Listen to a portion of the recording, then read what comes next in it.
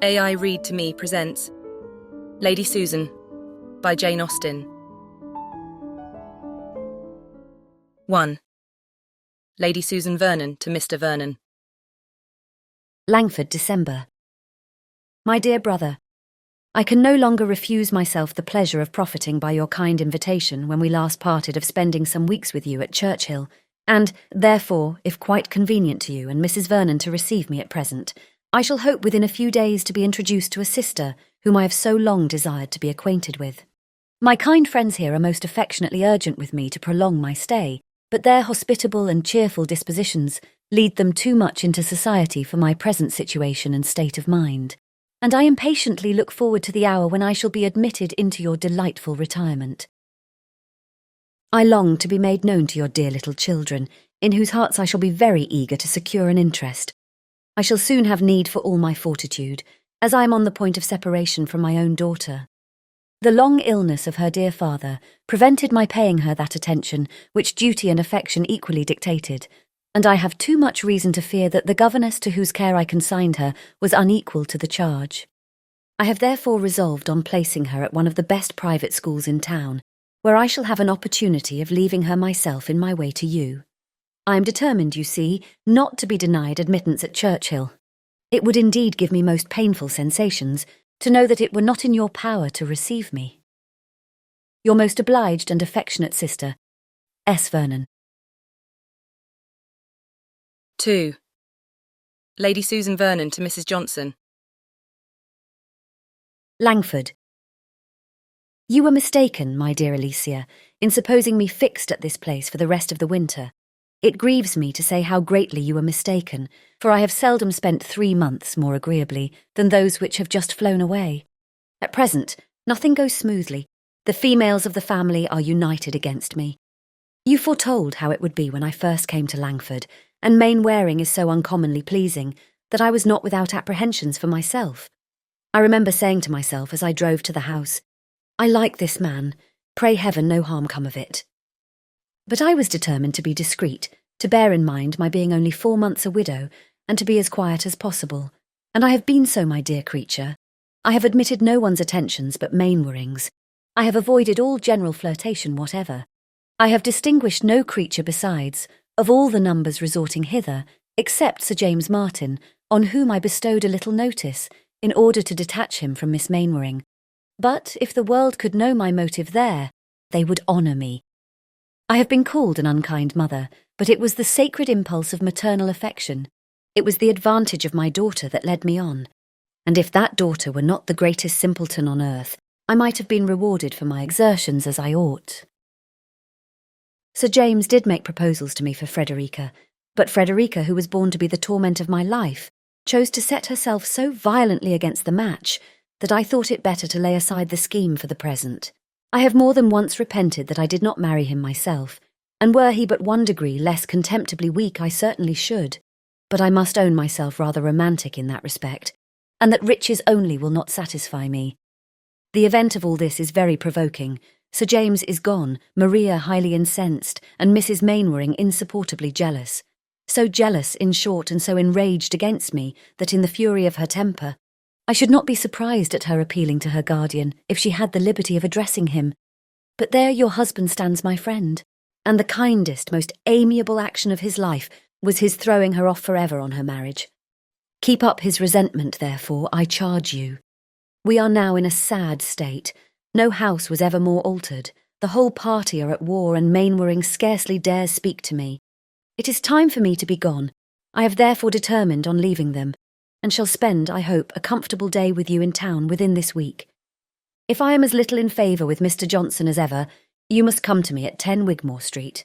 But I hope this may not be the case, for as Mr. Johnson, with all his faults, is a man to whom that great word, respectable, is always given, and I am known to be so intimate with his wife, his slighting me has an awkward look. I take London in my way to that insupportable spot, a country village, for I am really going to Churchill. Forgive me, my dear friend, it is my last resource. Were there another place in England open to me, I would prefer it. Charles Vernon is my aversion, and I am afraid of his wife. At Churchill, however, I must remain till I have something better in view. My young lady accompanies me to town, where I shall deposit her under the care of Miss Summers in Wigmore Street till she becomes a little more reasonable. She will make good connections there, as the girls are all of the best families. The price is immense, and much beyond what I can ever attempt to pay. Adieu. I will send you a line as soon as I arrive in town. Yours ever, S. Vernon. 3. Mrs. Vernon to Lady de Courcy. Churchill. My dear Mother, I am very sorry to tell you that it will not be in our power to keep our promise of spending our Christmas with you, and we are prevented that happiness by a circumstance which is not likely to make us any amends. Lady Susan, in a letter to her brother-in-law, has declared her intention of visiting us almost immediately, and as such a visit is in all probability merely an affair of convenience, it is impossible to conjecture its length. I was by no means prepared for such an event, nor can I now account for her ladyship's conduct. Langford appeared so exactly the place for her in every respect, as well from the elegant and expensive style of living there, as from her particular attachment to Mr. Mainwaring, that I was very far from expecting so speedy a distinction, though I always imagined from her increasing friendship for us since her husband's death that we should at some future period be obliged to receive her. Mr. Vernon, I think, was a great deal too kind to her when he was in Staffordshire. Her behaviour to him, independent of her general character, has been so inexcusably artful and ungenerous since our marriage was first in agitation that no one less amiable and mild than himself could have overlooked it all. And though, as his brother's widow, and in narrow circumstances, it was proper to render her pecuniary assistance, I cannot help thinking his pressing invitation to her to visit us at Churchill perfectly unnecessary. Disposed, however, as he always is, to think the best of everyone, her display of grief and professions of regret and general resolutions of prudence were sufficient to soften his heart and make him really confide in her sincerity. But as for myself, I am still unconvinced, and plausibly as her ladyship has now written, I cannot make up my mind till I better understand her real meaning in coming to us. You may guess, therefore, my dear madam, with what feelings I look forward to her arrival. She will have occasion for all those attractive powers for which she is celebrated to gain any share of my regard, and I shall certainly endeavour to guard myself against their influence, if not accompanied by something more substantial. She expresses a most eager desire of being acquainted with me, and makes very gracious mention of my children, but I am not quite weak enough to suppose a woman who has behaved with inattention, if not with unkindness to her own child, should be attached to any of mine. Miss Vernon is to be placed at a school in London before her mother comes to us, which I am glad of, for her sake and my own. It must be to her advantage to be separated from her mother, and a girl of 16 who has received so wretched an education could not be a very desirable companion here. Reginald has long wished, I know, to see the captivating Lady Susan, and we shall depend on his joining our party soon. I am glad to hear that my father continues so well, and am, with best love, etc., Catherine Vernon. 4. Mr. de Courcy to Mrs. Vernon. Parklands. My dear sister, I congratulate you and Mr. Vernon on being about to receive into your family the most accomplished coquette in England. As a very distinguished flirt, I have always been taught to consider her, but it has lately fallen in my way to hear some particulars of her conduct at Langford, which prove that she does not confine herself to that sort of honest flirtation which satisfies most people, but aspires to the more delicious gratification of making a whole family miserable. By her behaviour to Mr. Mainwaring, she gave jealousy and wretchedness to his wife, and by her attentions to a young man previously attached to Mr. Mainwaring's sister, deprived an amiable girl of her lover. I learnt all this from Mr. Smith, now in this neighbourhood. I have dined with him at Hurst and Wilford, who is just come from Langford, where he was a fortnight with her ladyship, and who is therefore well qualified to make the communication. What a woman she must be! I long to see her, and shall certainly accept your kind invitation, that I may form some idea of those bewitching powers which can do so much, engaging at the same time, and in the same house, the affections of two men, who are neither of them at liberty to bestow them, and all this without the charm of youth. I am glad to find Miss Vernon does not accompany her mother to Churchill, as she has not even manners to recommend her, and according to Mr. Smith's account, is equally dull and proud. Where pride and stupidity unite, there can be no dissimulation worthy notice, and Miss Vernon shall be consigned to unrelenting contempt. But by all that I can gather, Lady Susan possesses a degree of captivating deceit which it must be pleasing to witness and detect. I shall be with you very soon, and am ever your affectionate brother, R. de Courcy. 5. Lady Susan Vernon to Mrs. Johnson. Churchill. I received your note, my dear Alicia, just before I left town, and rejoiced to be assured that Mr. Johnson suspected nothing of your engagement the evening before. It is undoubtedly better to deceive him entirely, and since he will be stubborn, he must be tricked. I arrived here in safety, and have no reason to complain of my reception from Mr. Vernon, but I confess myself not equally satisfied with the behaviour of his lady. She is perfectly well bred indeed, and has the air of a woman of fashion, but her manners are not such as can persuade me of her being prepossessed in my favour. I wanted her to be delighted at seeing me. I was as amiable as possible on the occasion, but all in vain. She does not like me. To be sure, when we consider that I did take some pains to prevent my brother-in-law's marrying her, this want of cordiality is not very surprising, and yet it shows an illiberal and vindictive spirit to resent a project which influenced me 6 years ago and which never succeeded at last. I am sometimes disposed to repent that I did not let Charles buy Vernon Castle when we were obliged to sell it, but it was a trying circumstance, especially as the sale took place exactly at the time of his marriage, and everybody ought to respect the delicacy of those feelings, which could not endure that my husband's dignity should be lessened by his younger brothers having possession of the family estate. Could matters have been so arranged as to prevent the necessity of our leaving the castle? Could we have lived with Charles and kept him single, I should have been very far from persuading my husband to dispose of it elsewhere, but Charles was on the point of marrying Mr. Courcy, and the event has justified me. Here are children in abundance, and what benefit could have accrued to me from his purchasing Vernon? My having prevented it may perhaps have given his wife an unfavourable impression, but where there is a disposition to dislike, a motive will never be wanting, and as to money matters, it has not withheld him from being very useful to me. I really have a regard for him, he is so easily imposed upon.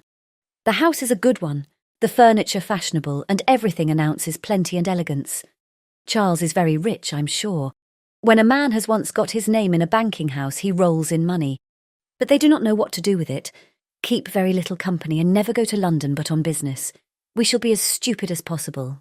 I mean to win my sister-in-law's heart through the children. I know all their names already, and am going to attach myself with the greatest sensibility to one in particular, a young Frederick, whom I take on my lap and sigh over for his dear uncle's sake. Poor Mainwaring, I need not tell you how much I miss him, how perpetually he is in my thoughts. I found a dismal letter from him on my arrival here, full of complaints of his wife and sister, and lamentations on the cruelty of his fate. I passed off the letter as his wife's to the Vernons, and when I write to him, it must be under cover to you. Ever yours, S. Vernon. 6. Mrs. Vernon to Mr. de Courcy. Churchill. Well, my dear Reginald, I have seen this dangerous creature, and must give you some description of her, though I hope you will soon be able to form your own judgment. She is really excessively pretty. However you may choose to question the allurements of a lady no longer young, I must for my own part declare that I have seldom seen so lovely a woman as Lady Susan. She is delicately fair, with fine grey eyes and dark eyelashes, and from her appearance one would not suppose her more than 25, though she must in fact be 10 years older. I was certainly not disposed to admire her, though always hearing she was beautiful, but I cannot help feeling that she possesses an uncommon union of symmetry, brilliancy, and grace. Her address to me was so gentle, frank, and even affectionate, that if I had not known how much she has always disliked me for marrying Mr. Vernon, and that we had never met before, I should have imagined her an attached friend. One is apt, I believe, to connect assurance of manner with coquetry, and to expect that an impudent address will naturally attend an impudent mind. At least I was myself prepared for an improper degree of confidence in Lady Susan, but her countenance is absolutely sweet, and her voice and manner winningly mild. I am sorry it is so, for what is this but deceit? Unfortunately, one knows her too well. She is clever and agreeable, has all that knowledge of the world which makes conversation easy, and talks very well, with a happy command of language, which is too often used, I believe, to make black appear white. She has already almost persuaded me of her being warmly attached to her daughter, though I have been so long convinced to the contrary. She speaks of her with so much tenderness and anxiety, lamenting so bitterly the neglect of her education, which she represents, however, as wholly unavoidable, that I am forced to recollect how many successive springs her ladyship spent in town, while her daughter was left in Staffordshire to the care of servants, or a governess very little better, to prevent my believing what she says.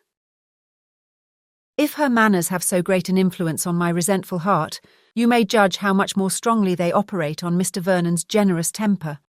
I wish I could be as well satisfied as he is, that it was really her choice to leave Langford for Churchill, and if she had not stayed there for months before she discovered that her friend's manner of living did not suit her situation or feelings, I might have believed that concern for the loss of such a husband as Mr. Vernon, to whom her own behaviour was far from unexceptionable, might for a time make her wish for retirement.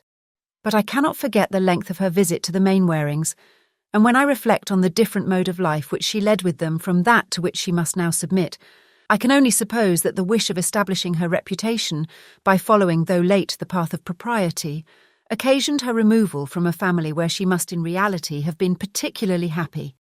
Your friend Mr. Smith's story, however, cannot be quite correct, as she corresponds regularly with Mrs. Mainwaring. At any rate, it must be exaggerated. It is scarcely possible that two men should be so grossly deceived by her at once. Yours, etc., Catherine Vernon. 7. Lady Susan Vernon to Mrs. Johnson. Churchill. My dear Alicia, you are very good in taking notice of Frederica, and I am grateful for it as a mark of your friendship. But as I cannot have any doubt of the warmth of your affection, I am far from exacting so heavy a sacrifice. She is a stupid girl and has nothing to recommend her. I would not, therefore, on my account, have you encumber one moment of your precious time by sending for her to Edward Street, especially as every visit is so much deducted from the grand affair of education, which I really wish to have attended to while she remains at Miss Summers's. I want her to play and sing with some portion of taste and a good deal of assurance, as she has my hand and arm and a tolerable voice. I was so much indulged in my infant years that I was never obliged to attend to anything, and consequently am without the accomplishments which are now necessary to finish a pretty woman. Not that I am an advocate for the prevailing fashion of acquiring a perfect knowledge of all languages, arts and sciences. It is throwing time away to be mistress of French, Italian and German, music, singing and drawing, etc. Will gain a woman some applause, but will not add one lover to her list. Grace and manner, after all, are of the greatest importance. I do not mean, therefore, that Frederica's acquirements should be more than superficial, and I flatter myself that she will not remain long enough at school to understand anything thoroughly. I hope to see her the wife of Sir James within a 12-month. You know on what I ground my hope, and it is certainly a good foundation, for school must be very humiliating to a girl of Frederica's age. And by the by, you had better not invite her any more on that account, as I wish her to find her situation as unpleasant as possible. I am sure of Sir James at any time, and could make him renew his application by a line. I shall trouble you meanwhile to prevent his forming any other attachment when he comes to town. Ask him to your house occasionally, and talk to him of Frederica, that he may not forget her. Upon the whole, I commend my own conduct in this affair extremely, and regard it as a very happy instance of circumspection and tenderness.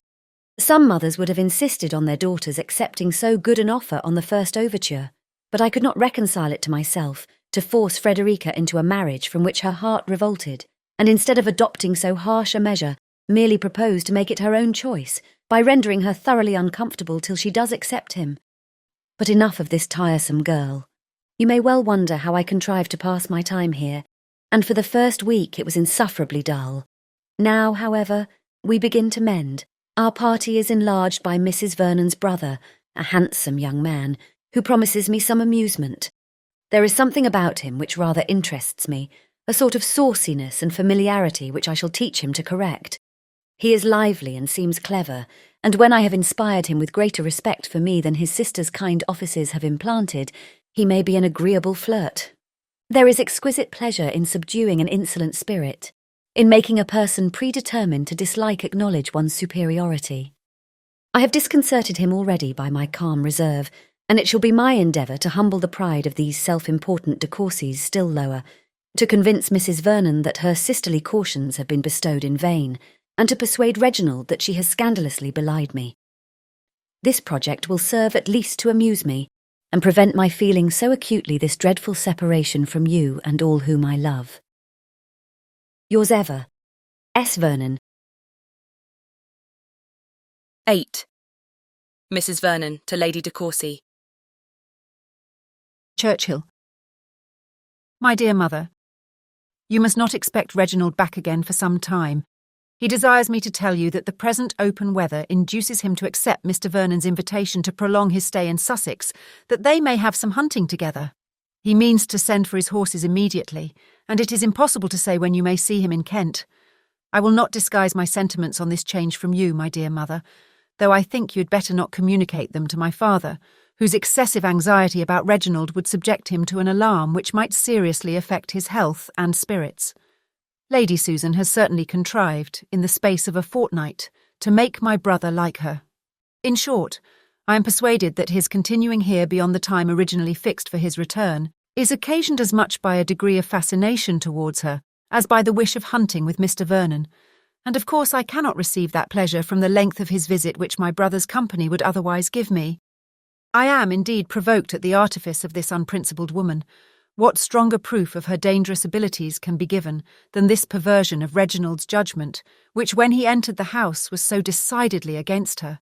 In his last letter, he actually gave me some particulars of her behaviour at Langford, such as he received from a gentleman who knew her perfectly well, which, if true, must raise abhorrence against her, and which Reginald himself was entirely disposed to credit. His opinion of her, I am sure, was as low as of any woman in England, and when he first came it was evident that he considered her as one entitled neither to delicacy nor respect, and that he felt she would be delighted with the attentions of any man inclined to flirt with her.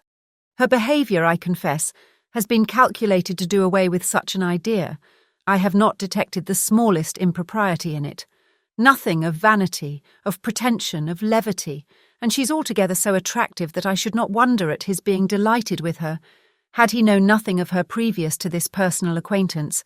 But, against reason, against conviction, to be so well pleased with her, as I am sure he is, does really astonish me. His admiration was at first very strong, but no more than was natural, and I did not wonder at his being much struck by the gentleness and delicacy of her manners. But when he has mentioned her of late, it has been in terms of more extraordinary praise. And yesterday he actually said that he could not be surprised at any effect produced on the heart of man by such loveliness and such abilities.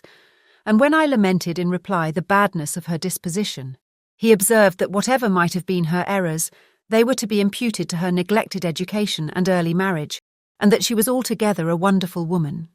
This tendency to excuse her conduct or to forget it in the warmth of admiration vexes me, and if I did not know that Reginald is too much at home at Churchill to need an invitation for lengthening his visit, I should regret Mr. Vernon's giving him any. Lady Susan's intentions are of course those of absolute coquetry, or a desire of universal admiration. I cannot for a moment imagine that she has anything more serious in view, but it mortifies me to see a young man of Reginald's sense duped by her at all. I am, etc., Catherine Vernon. 9. Mrs. Johnson to Lady S. Vernon.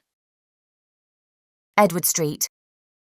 My dearest friend, I congratulate you on Mr. de Courcy's arrival, and I advise you by all means to marry him.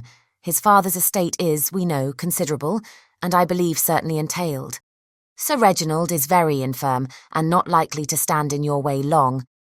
I hear the young man well spoken of, and though no one can really deserve you, my dearest Susan, Mr. de Courcy may be worth having.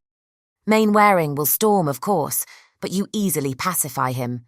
Besides, the most scrupulous point of honour could not require you to wait for his emancipation.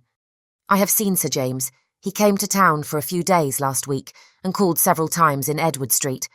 I talked to him about you and your daughter, and he is so far from having forgotten you that I am sure he would marry either of you with pleasure. I gave him hopes of Frederica's relenting, and told him a great deal of her improvements. I scolded him for making love to Maria Mainwaring.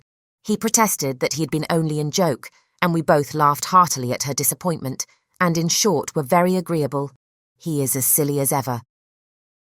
Yours faithfully, Alicia. 10. Lady Susan Vernon to Mrs. Johnson. Churchill. I am much obliged to you, my dear friend, for your advice respecting Mr. de Courcy, which I know was given with the full conviction of its expediency, though I am not quite determined on following it. I cannot easily resolve on anything so serious as marriage, especially as I am not at present in want of money, and might perhaps, till the old gentleman's death, be very little benefited by the match. It is true that I am vain enough to believe it within my reach. I have made him sensible of my power, and can now enjoy the pleasure of triumphing over a mind prepared to dislike me, and prejudiced against all my past actions. His sister, too, is, I hope, convinced how little the ungenerous representations of anyone to the disadvantage of another will avail when opposed by the immediate influence of intellect and manner. I see plainly that she is uneasy at my progress in the good opinion of her brother, and conclude that nothing will be wanting on her part to counteract me. But having once made him doubt the justice of her opinion of me, I think I may defy her. It has been delightful to me to watch his advances towards intimacy, especially to observe his altered manner in consequence of my repressing by the cool dignity of my deportment, his insolent approach to direct familiarity. My conduct has been equally guarded from the first, and I never behaved less like a coquette in the whole course of my life, though perhaps my desire of dominion was never more decided. I have subdued him entirely by sentiment and serious conversation, and made him, I may venture to say, at least half in love with me, without the semblance of the most commonplace flirtation. Mrs. Vernon's consciousness of deserving every sort of revenge that it can be in my power to inflict for her ill offices could alone enable her to perceive that I am actuated by any design in behaviour so gentle and unpretending. Let her think and act as she chooses, however. I have never yet found that the advice of a sister could prevent a young man's being in love if he chose. We are advancing now to some kind of confidence, and in short are likely to be engaged in a sort of platonic friendship. On my side, you may be sure of its never being more, for if I were not attached to another person as much as I can be to anyone, I should make a point of not bestowing my affection on a man who had dared to think so meanly of me. Reginald has a good figure, and is not unworthy the praise you have heard given him, but is still greatly inferior to our friend at Langford. He is less polished, less insinuating than Mainwaring, and is comparatively deficient in the power of saying those delightful things which put one in good humour with oneself and all the world. He's quite agreeable enough, however, to afford me amusement, and to make many of those hours pass very pleasantly, which would otherwise be spent in endeavouring to overcome my sister-in-law's reserve, and listening to the insipid talk of her husband.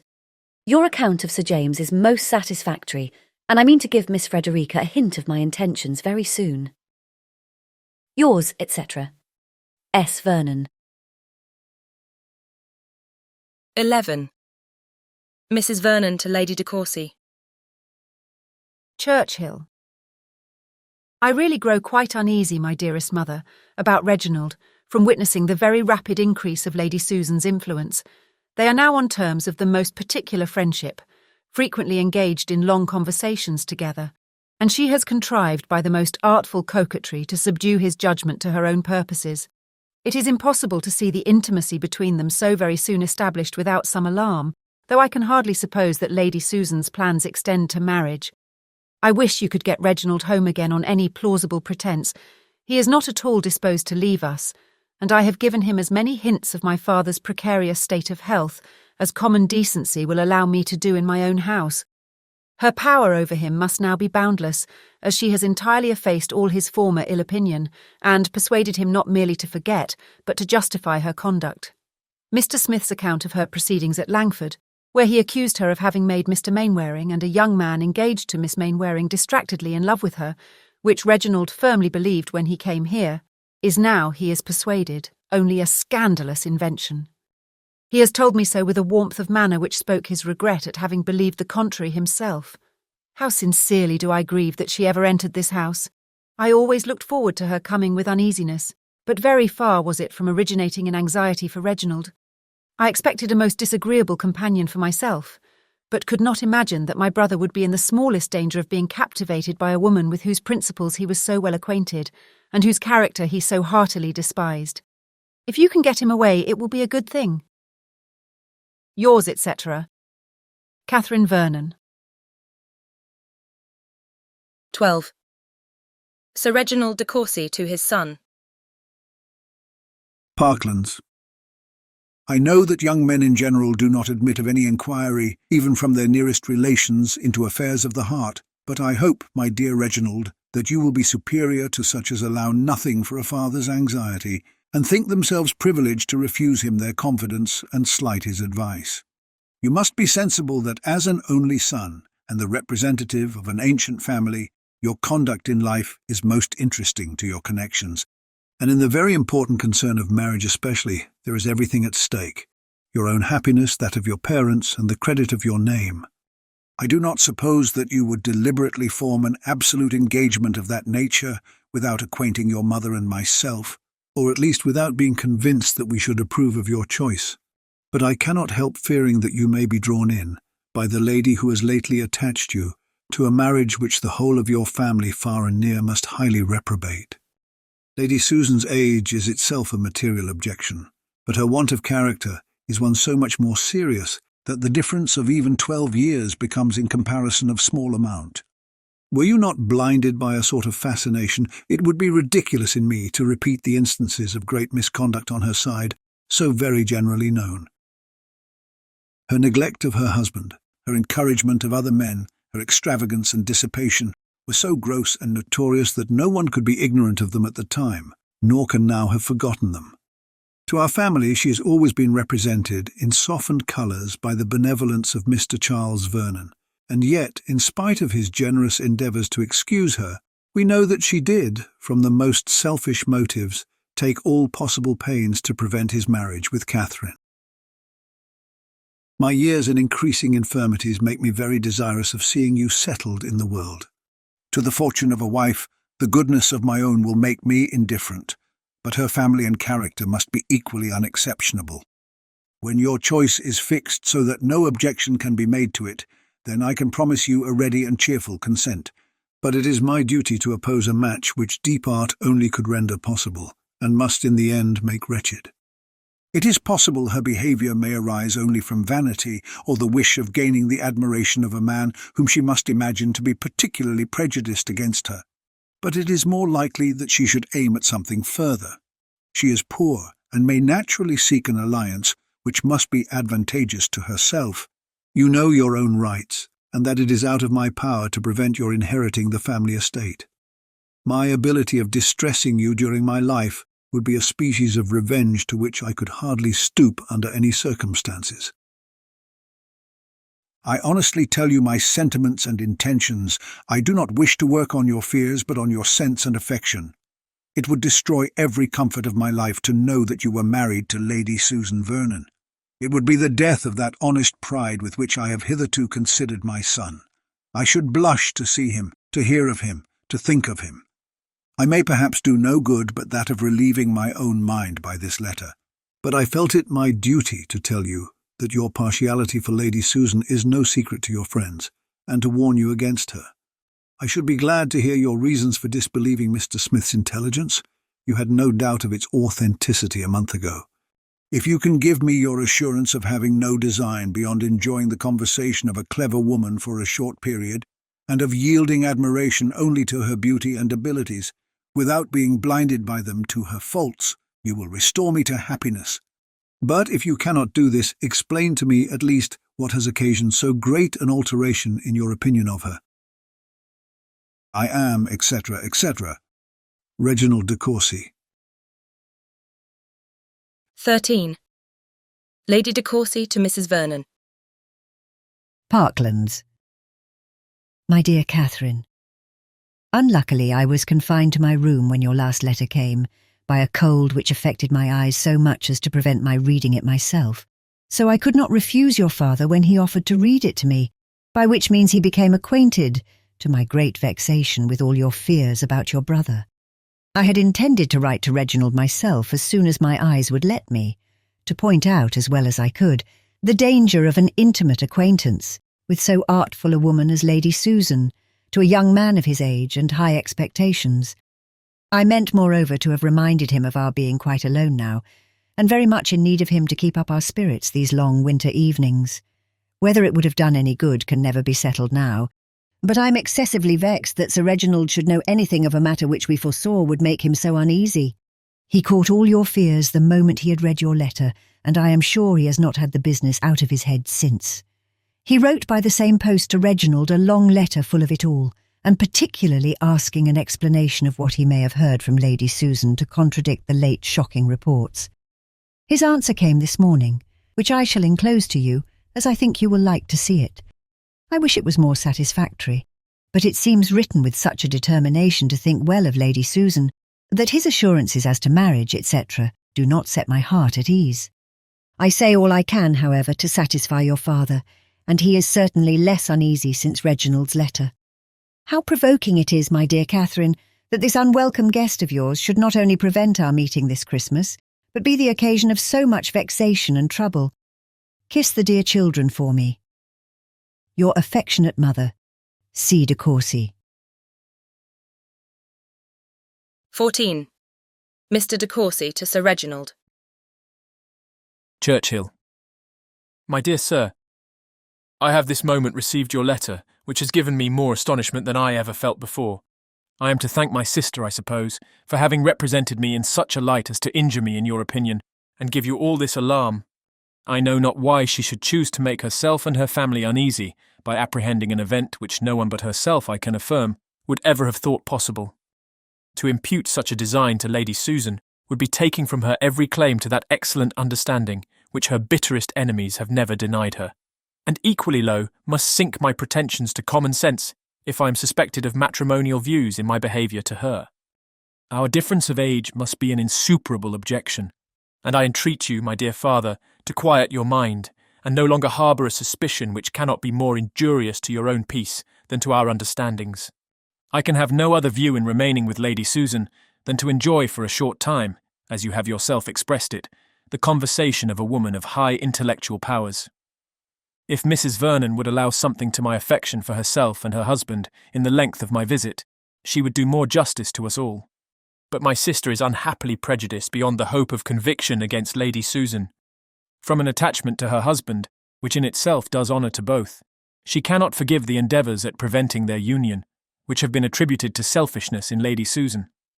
But in this case, as well as in many others, the world has most grossly injured that lady by supposing the worst where the motives of her conduct have been doubtful. Lady Susan had heard something so materially to the disadvantage of my sister as to persuade her that the happiness of Mr. Vernon, to whom she was always much attached, would be wholly destroyed by the marriage.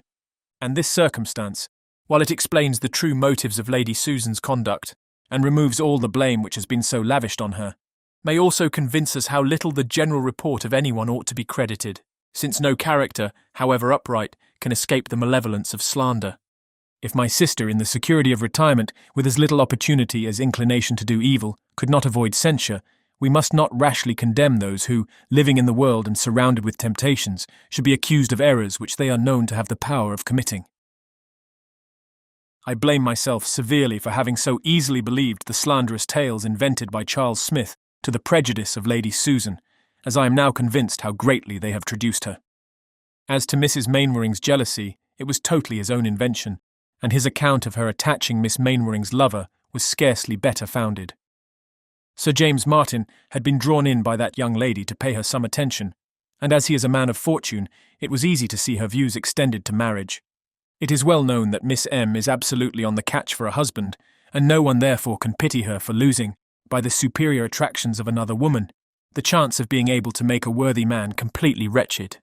Lady Susan was far from intending such a conquest, and on finding how warmly Miss Mainwaring resented her lover's defection, determined, in spite of Mr. and Mrs. Mainwaring's most urgent entreaties, to leave the family. I have reason to imagine she did receive serious proposals from Sir James, but her removing from Langford immediately on the discovery of his attachment must acquit her on that article with any mind of common candour. You will, I am sure, my dear sir, feel the truth of this, and will hereby learn to do justice to the character of a very injured woman. I know that Lady Susan in coming to Churchill was governed only by the most honourable and amiable intentions. Her prudence and economy are exemplary, her regard for Mr. Vernon equal even to his deserts. and her wish of obtaining my sister's good opinion merits a better return than it has received. As a mother, she is unexceptionable. Her solid affection for her child is shown by placing her in hands where her education will be properly attended to. But because she has not the blind and weak partiality of most mothers, she is accused of wanting maternal tenderness. Every person of sense, however, will know how to value and commend her well-directed affection, and will join me in wishing that Frederica Vernon may prove more worthy than she has yet done of her mother's tender care. I have now, my dear father, written my real sentiments of Lady Susan. You will know from this letter how highly I admire her abilities and esteem her character. But if you are not equally convinced by my full and solemn assurance that your fears have been most idly created, you will deeply mortify and distress me. I am, etc., etc. R. de Courcy. 15. Mrs. Vernon to Lady de Courcy. Churchill. My dear mother, I return you Reginald's letter and rejoice with all my heart that my father is made easy by it. Tell him so with my congratulations.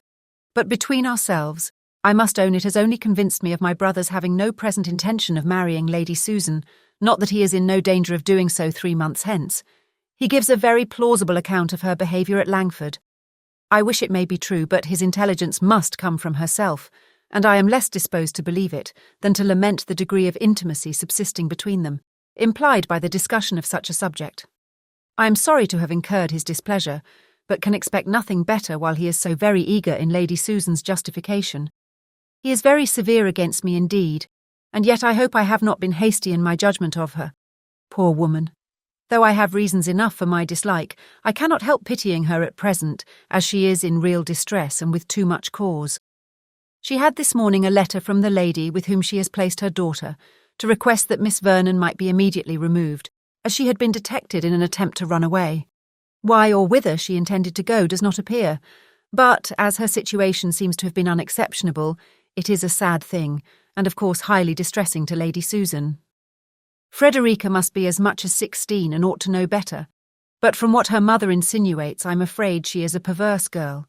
She has been sadly neglected, however, and her mother ought to remember it. Mr. Vernon set off for London as soon as she had determined what should be done. He is, if possible, to prevail on Miss Summers to let Frederica continue with her, and if he cannot succeed, to bring her to Churchill for the present, till some other situation can be found for her. Her ladyship is comforting herself meanwhile by strolling along the shrubbery with Reginald, calling forth all his tender feelings, I suppose, on this distressing occasion. She has been talking a great deal about it to me. She talks vastly well. I'm afraid of being ungenerous, or I should say too well to feel so very deeply. But I will not look for her faults. She may be Reginald's wife. Heaven forbid it. But why should I be quicker-sighted than anyone else? Mr. Vernon declares that he never saw deeper distress than hers on the receipt of the letter, and is his judgment inferior to mine? She was very unwilling that Frederica should be allowed to come to Churchill, and justly enough, as it seems a sort of reward to behaviour deserving very differently. But it was impossible to take her anywhere else, and she is not to remain here long. It will be absolutely necessary, said she, as you, my dear sister, must be sensible to treat my daughter with some severity while she is here. A most painful necessity, but I will endeavour to submit to it. I am afraid I have often been too indulgent, but my poor Frederica's temper could never bear opposition well. You must support and encourage me. You must urge the necessity of reproof if you see me too lenient. All this sounds very reasonable. Reginald is so incensed against the poor silly girl. Surely it is not to Lady Susan's credit that he should be so bitter against her daughter. His idea of her must be drawn from the mother's description. Well, whatever may be his fate, we have the comfort of knowing that we have done our utmost to save him. We must commit the event to a higher power. Yours ever, etc. Catherine Vernon. 16. Lady Susan to Mrs. Johnson. Churchill. Never, my dearest Alicia, was I so provoked in my life as by a letter this morning from Miss Summers. That horrid girl of mine has been trying to run away. I had not a notion of her being such a little devil before. She seemed to have all the Vernon milkiness. But on receiving the letter in which I declared my intention about Sir James, she actually attempted to elope. At least I cannot otherwise account for her doing it. She meant, I suppose, to go to the Clarks in Staffordshire, for she has no other acquaintances. But she shall be punished. She shall have him. I have sent Charles to town to make matters up if he can, for I do not by any means want her here. If Miss Summers will not keep her, you must find me out another school, unless we can get her married immediately. Miss S. writes word that she could not get the young lady to assign any cause for her extraordinary conduct, which confirms me in my own previous explanation of it. Frederica is too shy, I think, and too much in awe of me to tell tales. But if the mildness of her uncle should get anything out of her, I am not afraid. I trust I shall be able to make my story as good as hers. If I am vain of anything, it is of my eloquence. Consideration and esteem as surely follow command of language, as admiration waits on beauty, and here I have opportunity enough for the exercise of my talent, as the chief of my time is spent in conversation. Reginald is never easy unless we are by ourselves, and when the weather is tolerable, we pace the shrubbery for hours together. I like him on the whole very well. He is clever and has a good deal to say, but he is sometimes impertinent and troublesome. There is a sort of ridiculous delicacy about him which requires the fullest explanation of whatever he may have heard to my disadvantage, and is never satisfied till he thinks he has ascertained the beginning and end of everything. This is one sort of love, but I confess it does not particularly recommend itself to me. I infinitely prefer the tender and liberal spirit of Mainwaring, which, impressed with the deepest conviction of my merit, is satisfied that whatever I do must be right, and look with a degree of contempt on the inquisitive and doubtful fancies of that heart, which seems always debating on the reasonableness of its emotions. Mainwaring is indeed beyond all compare, superior to Reginald, superior in everything but the power of being with me. Poor fellow, he is much distracted by jealousy, which I'm not sorry for, as I know no better support of love. He has been teasing me to allow of his coming into this country and lodging somewhere near Incog, but I forbade everything of the kind. Those women are inexcusable who forget what is due to themselves, and the opinion of the world. Yours ever, S. Vernon. 17. Mrs. Vernon to Lady de Courcy. Churchill. My dear mother, Mr. Vernon returned on Thursday night, bringing his niece with him. Lady Susan had received a line from him by that day's post, informing her that Miss Summers had absolutely refused to allow of Miss Vernon's continuance in her academy. We were therefore prepared for her arrival, and expected them impatiently the whole evening. They came while we were at tea, and I never saw any creature look so frightened as Frederica when she entered the room. Lady Susan, who had been shedding tears before and showing great agitation at the idea of the meeting, received her with perfect self-command and without betraying the least tenderness of spirit. She hardly spoke to her, and on Frederica's bursting into tears as soon as we were seated, took her out of the room and did not return for some time. When she did, her eyes looked very red, and she was as much agitated as before. We saw no more of her daughter. Poor Reginald was beyond measure concerned to see his fair friend in such distress, and watched her with so much tender solicitude, that I, who occasionally caught her observing his countenance with exultation, was quite out of patience. This pathetic representation lasted the whole evening, and so ostentatious and artful a display has entirely convinced me that she did in fact feel nothing. I am more angry with her than ever since I have seen her daughter. The poor girl looks so unhappy that my heart aches for her. Lady Susan is surely too severe, for Frederica does not seem to have the sort of temper to make severity necessary. She looks perfectly timid, dejected, and penitent. She is very pretty, though not so handsome as her mother, nor at all like her. Her complexion is delicate, but neither so fair nor so blooming as Lady Susan's, and she has quite the Vernon cast of countenance, the oval face and mild dark eyes, and there is peculiar sweetness in her look when she speaks either to her uncle or me, for as we behave kindly to her, we have of course engaged her gratitude. Her mother has insinuated that her temper is intractable, but I never saw a face less indicative of any evil disposition than hers, and from what I can see of the behaviour of each to the other, the invariable severity of Lady Susan and the silent dejection of Frederica, I am led to believe as heretofore that the former has no real love for her daughter, and has never done her justice or treated her affectionately. I have not been able to have any conversation with my niece. She is shy, and I think I can see that some pains are taken to prevent her being much with me. Nothing satisfactory transpires as to her reason for running away, Her kind-hearted uncle, you may be sure, was too fearful of distressing her to ask many questions as they travelled. I wish it had been possible for me to fetch her instead of him. I think I should have discovered the truth in the course of a 30-mile journey. The small pianoforte has been removed within these few days, at Lady Susan's request, into her dressing room, and Frederica spends great part of the day there, practising as it is called. But I seldom hear any noise when I pass that way. What she does with herself there I do not know. There are plenty of books, but it is not every girl who has been running wild the first 15 years of her life that can or will read. Poor creature.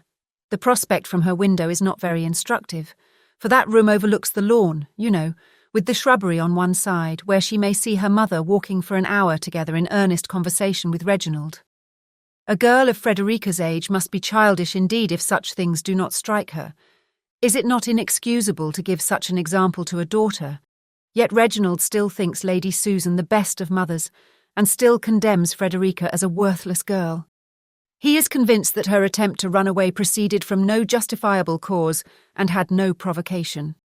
I am sure I cannot say that it had, but while Miss Summers declares that Miss Vernon showed no signs of obstinacy or perverseness during her whole stay in Wigmore Street, till she was detected in this scheme, I cannot so readily credit what Lady Susan has made him, and wants to make me believe that it was merely an impatience of restraint and a desire of escaping from the tuition of masters which brought on the plan of an elopement. Oh, Reginald, how is your judgment enslaved? He scarcely dares even allow her to be handsome, and when I speak of her beauty, replies only that her eyes have no brilliancy. Sometimes he is sure she is deficient in understanding, and at others that her temper only is in fault. In short, when a person is always to deceive, it is impossible to be consistent. Lady Susan finds it necessary that Frederica should be to blame, and probably has sometimes judged it expedient to accuse her of ill nature, and sometimes to lament her want of sense. Reginald is only repeating after her ladyship. I remain, etc., etc. Catherine Vernon. 18. From the same to the same. Churchill. My dear mother, I am very glad to find that my description of Frederica Vernon has interested you, for I do believe her truly deserving of your regard. And when I have communicated a notion which has recently struck me, your kind impressions in her favour will, I am sure, be heightened. I cannot help fancying that she is growing partial to my brother. I so very often see her eyes fixed on his face with a remarkable expression of pensive admiration. He is certainly very handsome, and yet more, there is an openness in his manner that must be highly prepossessing, and I am sure she feels it so.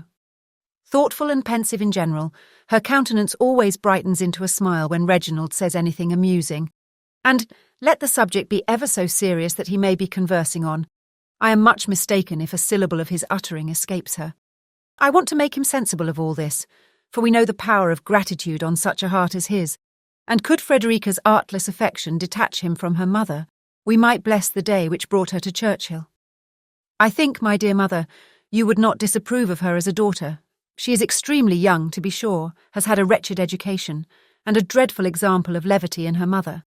But yet I can pronounce her disposition to be excellent, and her natural abilities very good.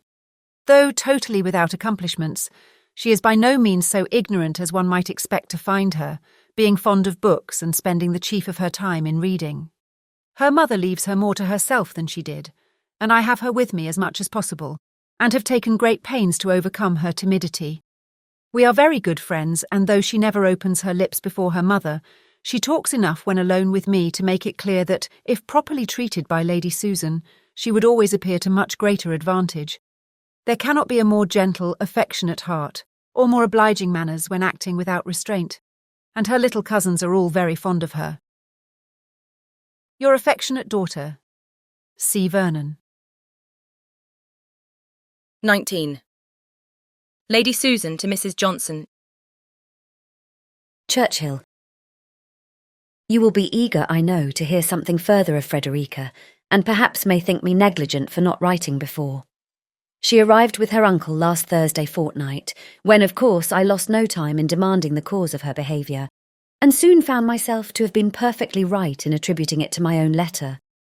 The prospect of it frightened her so thoroughly that, with a mixture of true girlish perverseness and folly, she resolved on getting out of the house and proceeding directly by the stage to her friends the Clarks, and had really got as far as the length of 2 streets in her journey when she was fortunately missed, pursued and overtaken. Such was the first distinguished exploit of Miss Frederica Vernon, and, if we consider that it was achieved at the tender age of 16, we shall have room for the most flattering prognostics of her future renown.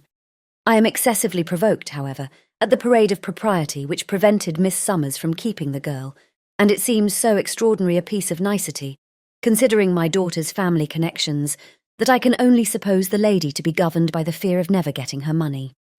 Be that as it may, however, Frederica is returned on my hands, and having nothing else to employ her, is busy in pursuing the plan of romance begun at Langford. She is actually falling in love with Reginald de Courcy. To disobey her mother by refusing an unexceptionable offer is not enough. Her affections must also be given without her mother's approbation. I never saw a girl of her age bid fairer to be the sport of mankind. Her feelings are tolerably acute, and she is so charmingly artless in their display as to afford the most reasonable hope of her being ridiculous and despised by every man who sees her. Artlessness will never do in love matters, and that girl is born a simpleton who has it either by nature or affectation. I'm not yet certain that Reginald sees what she is about, nor is it of much consequence. She is now an object of indifference to him, and she would be one of contempt were he to understand her emotions. Her beauty is much admired by the Vernons, but it has no effect on him. She is in high favour with her aunt altogether, because she is so little like myself, of course. She is exactly the companion for Mrs. Vernon, who dearly loves to be firm, and to have all the sense and all the wit of the conversation to herself. Frederica will never eclipse her. When she first came, I was at some pains to prevent her seeing much of her aunt, but I have relaxed, as I believe I may depend on her observing the rules I have laid down for their discourse. But do not imagine that with all this lenity I have for a moment given up my plan of her marriage. No, I am unalterably fixed on this point, though I have not yet quite decided on the manner of bringing it about. I should not choose to have the business brought on here, and canvassed by the wise heads of Mr. and Mrs. Vernon, and I cannot just now afford to go to town. Miss Frederica must therefore wait a little. Yours ever, S. Vernon. 20. Mrs. Vernon to Lady de Courcy. Churchill. We have a very unexpected guest with us at present, my dear mother. He arrived yesterday. I heard a carriage at the door as I was sitting with my children while they dined, and supposing I should be wanted, left the nursery soon afterwards and was halfway downstairs when Frederica, as pale as ashes, came running up and rushed by me into her own room. I instantly followed and asked her what was the matter. "Oh," said she, "he is come. Sir James is come, and what shall I do?" This was no explanation. I begged her to tell me what she meant. At that moment we were interrupted by a knock at the door. It was Reginald who came by Lady Susan's direction to call Frederica down. "It is Mr. de Courcy," said she, colouring violently. "Mamma has sent for me. I must go." We all three went down together, and I saw my brother examining the terrified face of Frederica with surprise. In the breakfast room we found Lady Susan, and a young man of gentlemanlike appearance, whom she introduced by the name of Sir James Martin, the very person, as you may remember, whom it was said she had been at pains to detach from Miss Mainwaring. But the conquest, it seems, was not designed for herself, or she has since transferred it to her daughter, for Sir James is now desperately in love with Frederica, and with full encouragement from mamma. The poor girl, however, I am sure dislikes him, and though his person and address are very well, he appears both to Mr. Vernon and me a very weak young man. Frederica looked so shy, so confused when we entered the room that I felt for her exceedingly. Lady Susan behaved with great attention to her visitor, and yet I thought I could perceive that she had no particular pleasure in seeing him. Sir James talked a great deal, and made many civil excuses to me for the liberty he had taken in coming to Churchill, mixing more frequent laughter with his discourse than the subject required, said many things over and over again, and told Lady Susan 3 times that he had seen Mrs. Johnson a few evenings before. He now and then addressed Frederica, but more frequently her mother. The poor girl sat all this time without opening her lips, her eyes cast down and her colour varying every instant, while Reginald observed all that passed in perfect silence.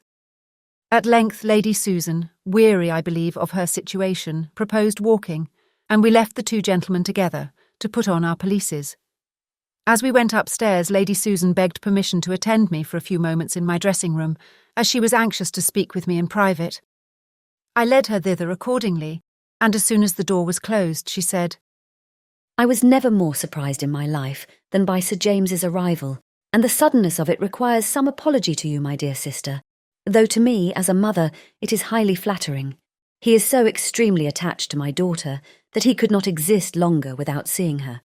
Sir James is a young man of an amiable disposition and excellent character, a little too much of the rattle, perhaps, but a year or two will rectify that, and he is in other respects so very eligible a match for Frederica that I have always observed his attachment with the greatest pleasure, and am persuaded that you and my brother will give the alliance your hearty approbation. I have never before mentioned the likelihood of its taking place to anyone, because I thought that whilst Frederica continued at school, it had better not be known to exist. But now, as I am convinced that Frederica is too old ever to submit to school confinement, and have therefore begun to consider her union with Sir James as not very distant, I had intended within a few days to acquaint yourself and Mr. Vernon with the whole business. I am sure, my dear sister, you will excuse my remaining silent so long, and agree with me that such circumstances, while they continue from any cause in suspense, cannot be too cautiously concealed. When you have the happiness of bestowing your sweet little Catherine, some years hence, on a man who in connection and character is alike unexceptionable, you will know what I feel now. Though, thank heaven, you cannot have all my reasons for rejoicing in such an event. Catherine will be amply provided for, and not like my Frederica, indebted to a fortunate establishment for the comforts of life. She concluded by demanding my congratulations. I gave them somewhat awkwardly, I believe, for in fact the sudden disclosure of so important a matter took from me the power of speaking with any clearness. She thanked me, however, most affectionately for my kind concern in the welfare of herself and daughter, and then said, I am not apt to deal in professions, my dear Mrs. Vernon, and I never had the convenient talent of affecting sensations foreign to my heart, and therefore I trust you will believe me when I declare that much as I had heard in your praise before I knew you, I had no idea that I should ever love you as I now do, and I must further say that your friendship towards me is more particularly gratifying, because I have reason to believe that some attempts were made to prejudice you against me. I only wish that they, whoever they are, to whom I am indebted for such kind intentions, could see the terms on which we now are together and understand the real affection we feel for each other. But I will not detain you any longer. God bless you for your goodness to me and my girl, and continue to you all your present happiness. What can one say of such a woman, my dear mother? Such earnestness, such solemnity of expression, and yet I cannot help suspecting the truth of everything she says. As for Reginald, I believe he does not know what to make of the matter. When Sir James came, he appeared all astonishment and perplexity. The folly of the young man and the confusion of Frederica entirely engrossed him. And though a little private discourse with Lady Susan has since had its effect, he is still hurt, I am sure, at her allowing of such a man's attentions to her daughter. Sir James invited himself with great composure to remain here a few days, hoped we would not think it odd, was aware of its being very impertinent, but he took the liberty of a relation, and concluded by wishing with a laugh that he might be really one very soon. Even Lady Susan seemed a little disconcerted by this forwardness. In her heart, I'm persuaded she sincerely wished him gone. But something must be done for this poor girl, if her feelings are such as both I and her uncle believe them to be. She must not be sacrificed to policy or ambition, and she must not be left to suffer from the dread of it. The girl whose heart can distinguish Reginald de Courcy deserves, however he may slight her, a better fate than to be Sir James Martin's wife. As soon as I can get her alone, I will discover the real truth, but she seems to wish to avoid me. I hope this does not proceed from anything wrong, and that I shall not find out I have thought too well of her. Her behaviour to Sir James certainly speaks the greatest consciousness and embarrassment, but I see nothing in it more like encouragement. Adieu, my dear mother. Yours, etc. C. Vernon.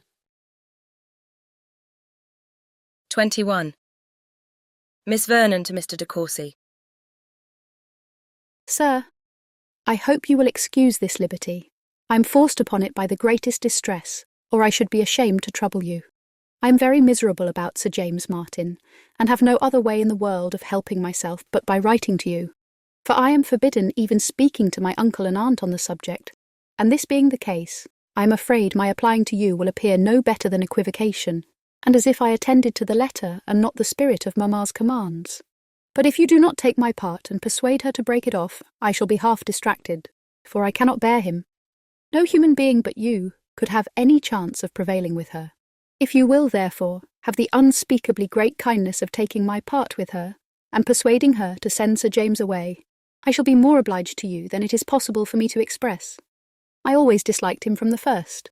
It is not a sudden fancy, I assure you, sir. I always thought him silly and impertinent and disagreeable, and now he is grown worse than ever. I would rather work for my bread than marry him. I do not know how to apologise enough for this letter. I know it is taking so great a liberty. I am aware how dreadfully angry it will make Mamma, but I remember the risk. I am, sir, your most humble servant, F.S.V. 22. Lady Susan to Mrs. Johnson. Churchill. This is insufferable.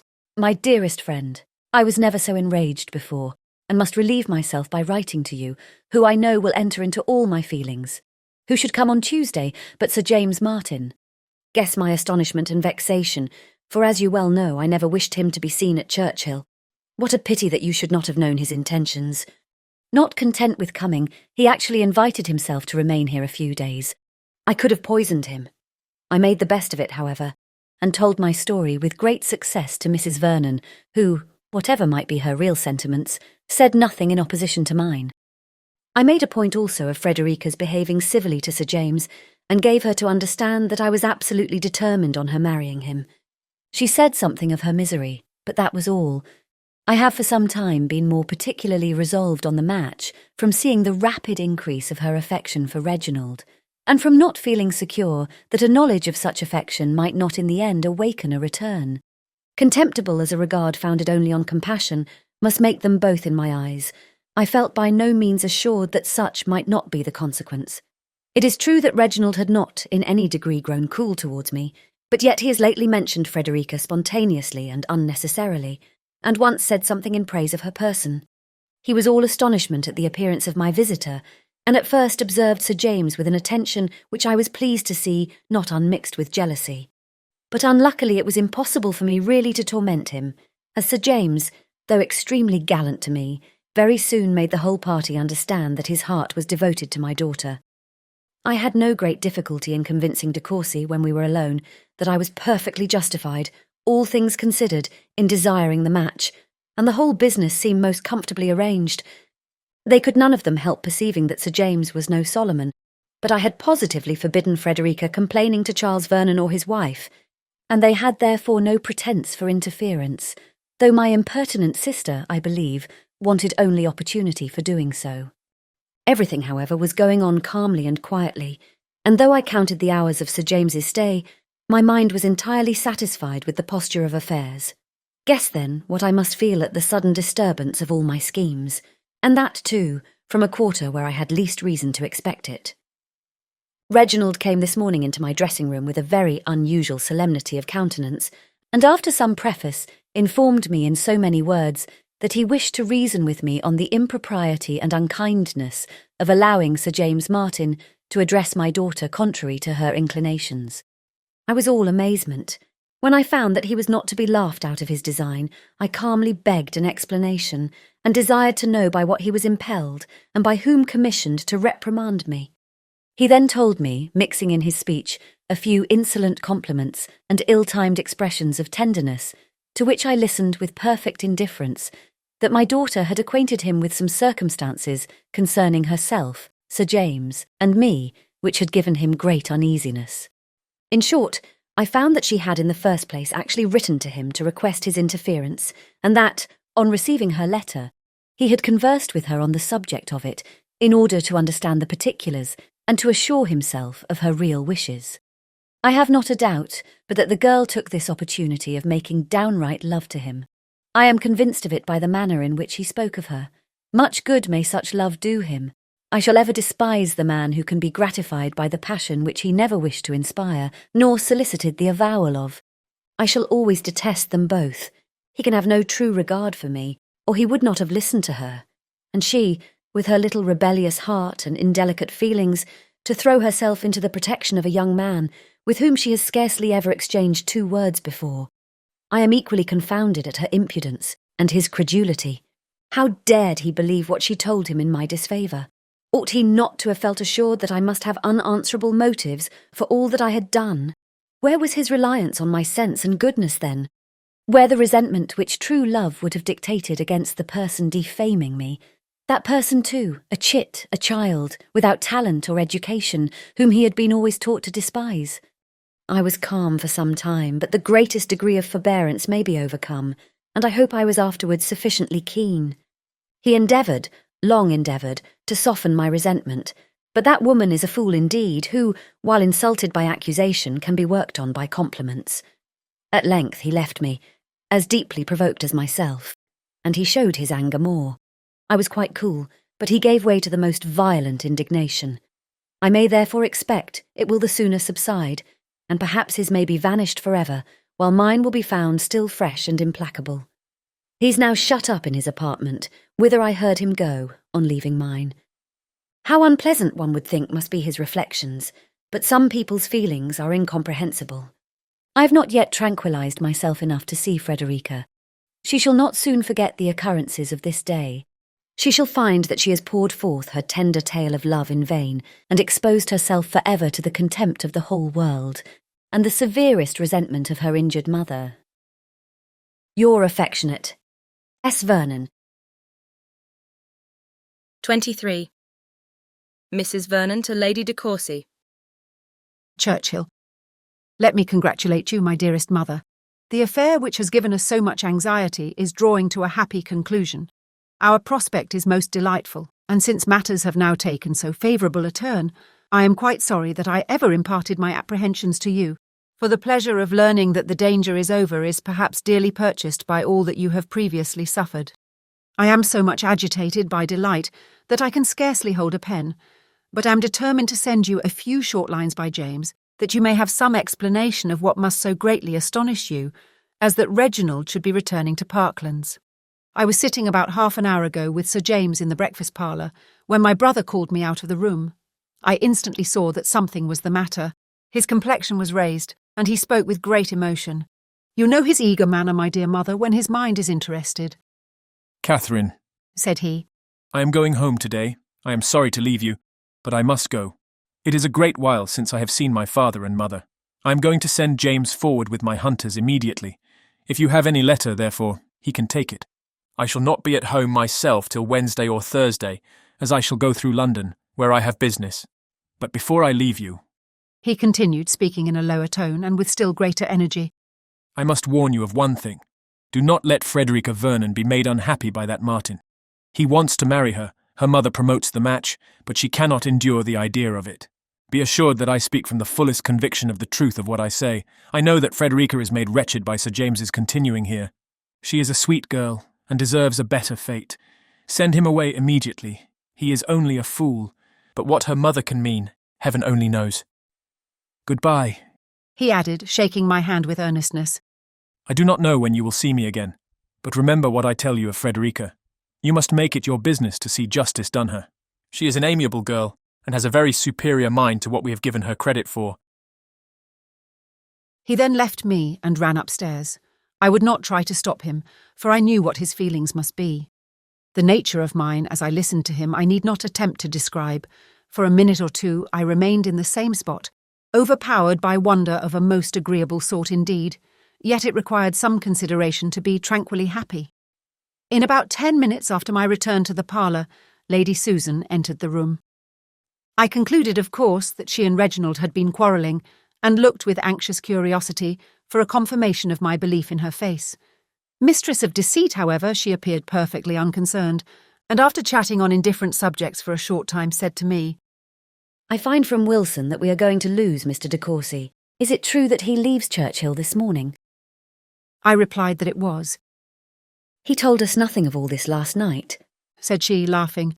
or even this morning at breakfast, but perhaps he did not know it himself. Young men are often hasty in their resolutions, and not more sudden in forming than unsteady in keeping them. I should not be surprised if he were to change his mind at last and not go. She soon afterwards left the room, I trust, however, my dear mother, that we have no reason to fear an alteration of his present plan. Things have gone too far. They must have quarrelled, and about Frederica too. Her calmness astonishes me. What delight will be yours in seeing him again, in seeing him still worthy your esteem, still capable of forming your happiness. When I next write, I shall be able to tell you that Sir James is gone, Lady Susan vanquished, and Frederica at peace. We have much to do, but it shall be done. I am all impatience to hear how this astonishing change was effected. I finish as I began, with the warmest congratulations. Yours ever, etc. Kath Vernon. 24. From the same to the same. Churchill. Little did I imagine, my dear mother, when I sent off my last letter, that the delightful perturbation of spirits I was then in would undergo so speedy, so melancholy a reverse. I never can sufficiently regret that I wrote to you at all, yet who could have foreseen what has happened? My dear mother, every hope which made me so happy only 2 hours ago has vanished. The quarrel between Lady Susan and Reginald is made up, and we are all as we were before. One point only is gained. Sir James Martin is dismissed. What are we now to look forward to? I am indeed disappointed. Reginald was all but gone, his horse was ordered and all but brought to the door. Who would not have felt safe? For half an hour I was in momentary expectation of his departure. After I had sent off my letter to you, I went to Mr. Vernon and sat with him in his room talking over the whole matter, and then determined to look for Frederica, whom I had not seen since breakfast. I met her on the stairs and saw that she was crying. "My dear aunt," said she, "he is going. Mr. de Courcy is going, and it is all my fault. I'm afraid you will be very angry with me, but indeed I had no idea it would end so." "My love," I replied, "do not think it necessary to apologise to me on that account. I shall feel myself under an obligation to anyone who is the means of sending my brother home, because," recollecting myself, "I know my father wants very much to see him. But what is it you have done to occasion all this?" She blushed deeply as she answered, "I was so unhappy about Sir James that I could not help. I have done something very wrong, I know, but you have not an idea of the misery I have been in. And Mamma had ordered me never to speak to you or my uncle about it, and—" "You therefore spoke to my brother to engage his interference," said I, to save her the explanation.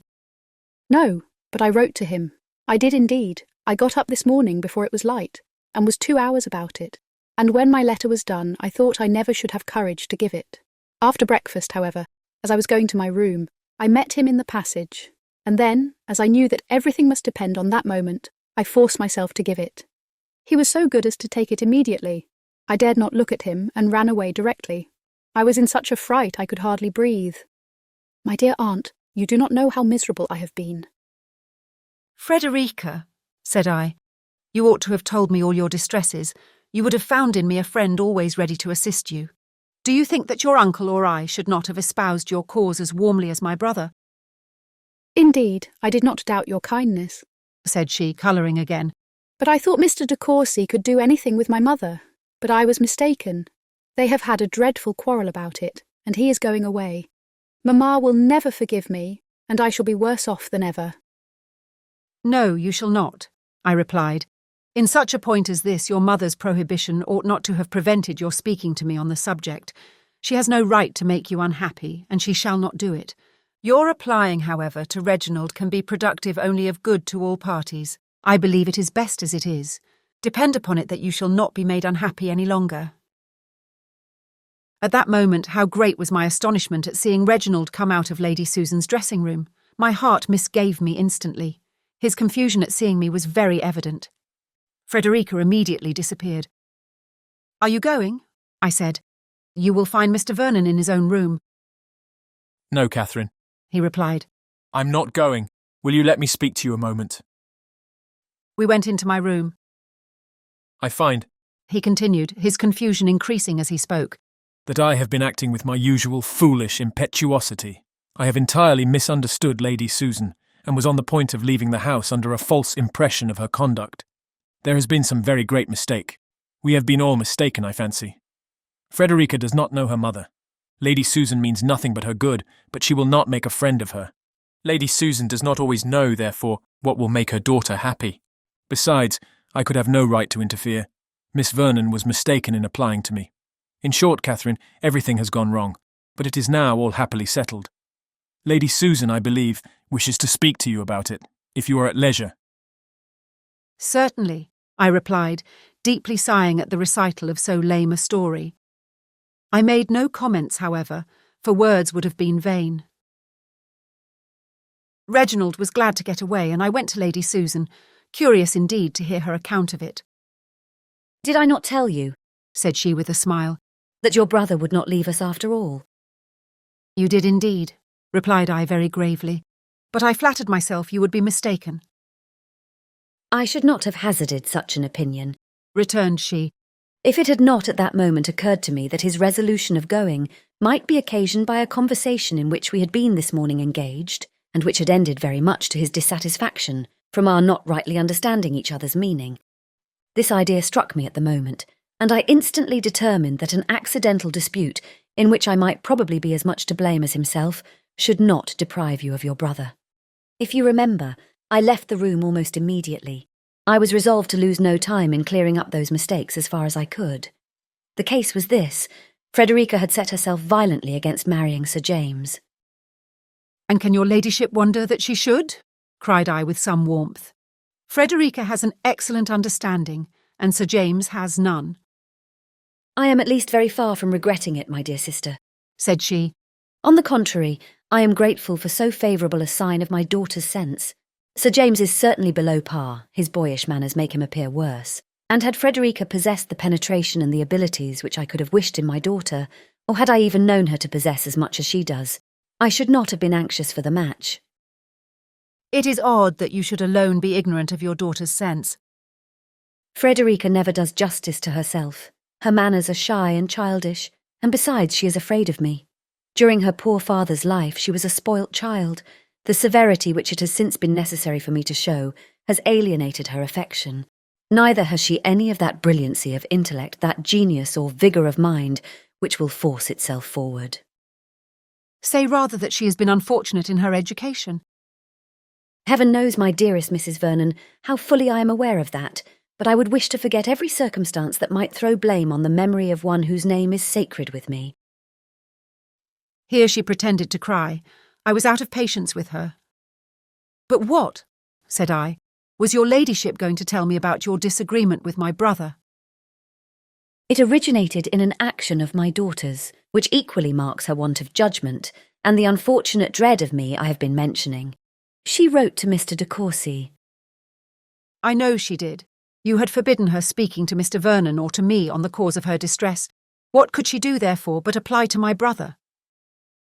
"Good God!" she exclaimed. "What an opinion you must have of me. Can you possibly suppose that I was aware of her unhappiness, that it was my object to make my own child miserable, and that I had forbidden her speaking to you on the subject from a fear of your interrupting the diabolical scheme? Do you think me destitute of every honest, every natural feeling? Am I capable of consigning her to everlasting misery, whose welfare it is my first earthly duty to promote? The idea is horrible." "What then was your intention when you insisted on her silence?" "Of what use, my dear sister, could be any application to you, however the affair might stand? Why should I subject you to entreaties which I refuse to attend to myself? Neither for your sake, nor for hers, nor for my own, could such a thing be desirable. When my own resolution was taken, I could not wish for the interference, however friendly, of another person. I was mistaken, it is true, but I believed myself right." "But what was this mistake to which your ladyship so often alludes? From whence arose so astonishing a misconception of your daughter's feelings? Did you not know that she disliked Sir James?" "I knew that he was not absolutely the man she would have chosen, but I was persuaded that her objections to him did not arise from any perception of his deficiency. You must not question me, however, my dear sister, too minutely on this point," continued she, taking me affectionately by the hand. "I honestly own that there is something to conceal. Frederica makes me very unhappy. Her applying to Mr. de Courcy hurt me particularly." "What is it you mean to infer," said I, "by this appearance of mystery? If you think your daughter at all attached to Reginald, her objecting to Sir James could not less deserve to be attended to than if the cause of her objecting had been a consciousness of his folly. And why should your ladyship at any rate quarrel with my brother for an interference which you must know it is not in his nature to refuse when urged in such a manner. His disposition, you know, is warm, and he came to expostulate with me. His compassion all alive for this ill-used girl, this heroine in distress. We misunderstood each other. He believed me more to blame than I really was.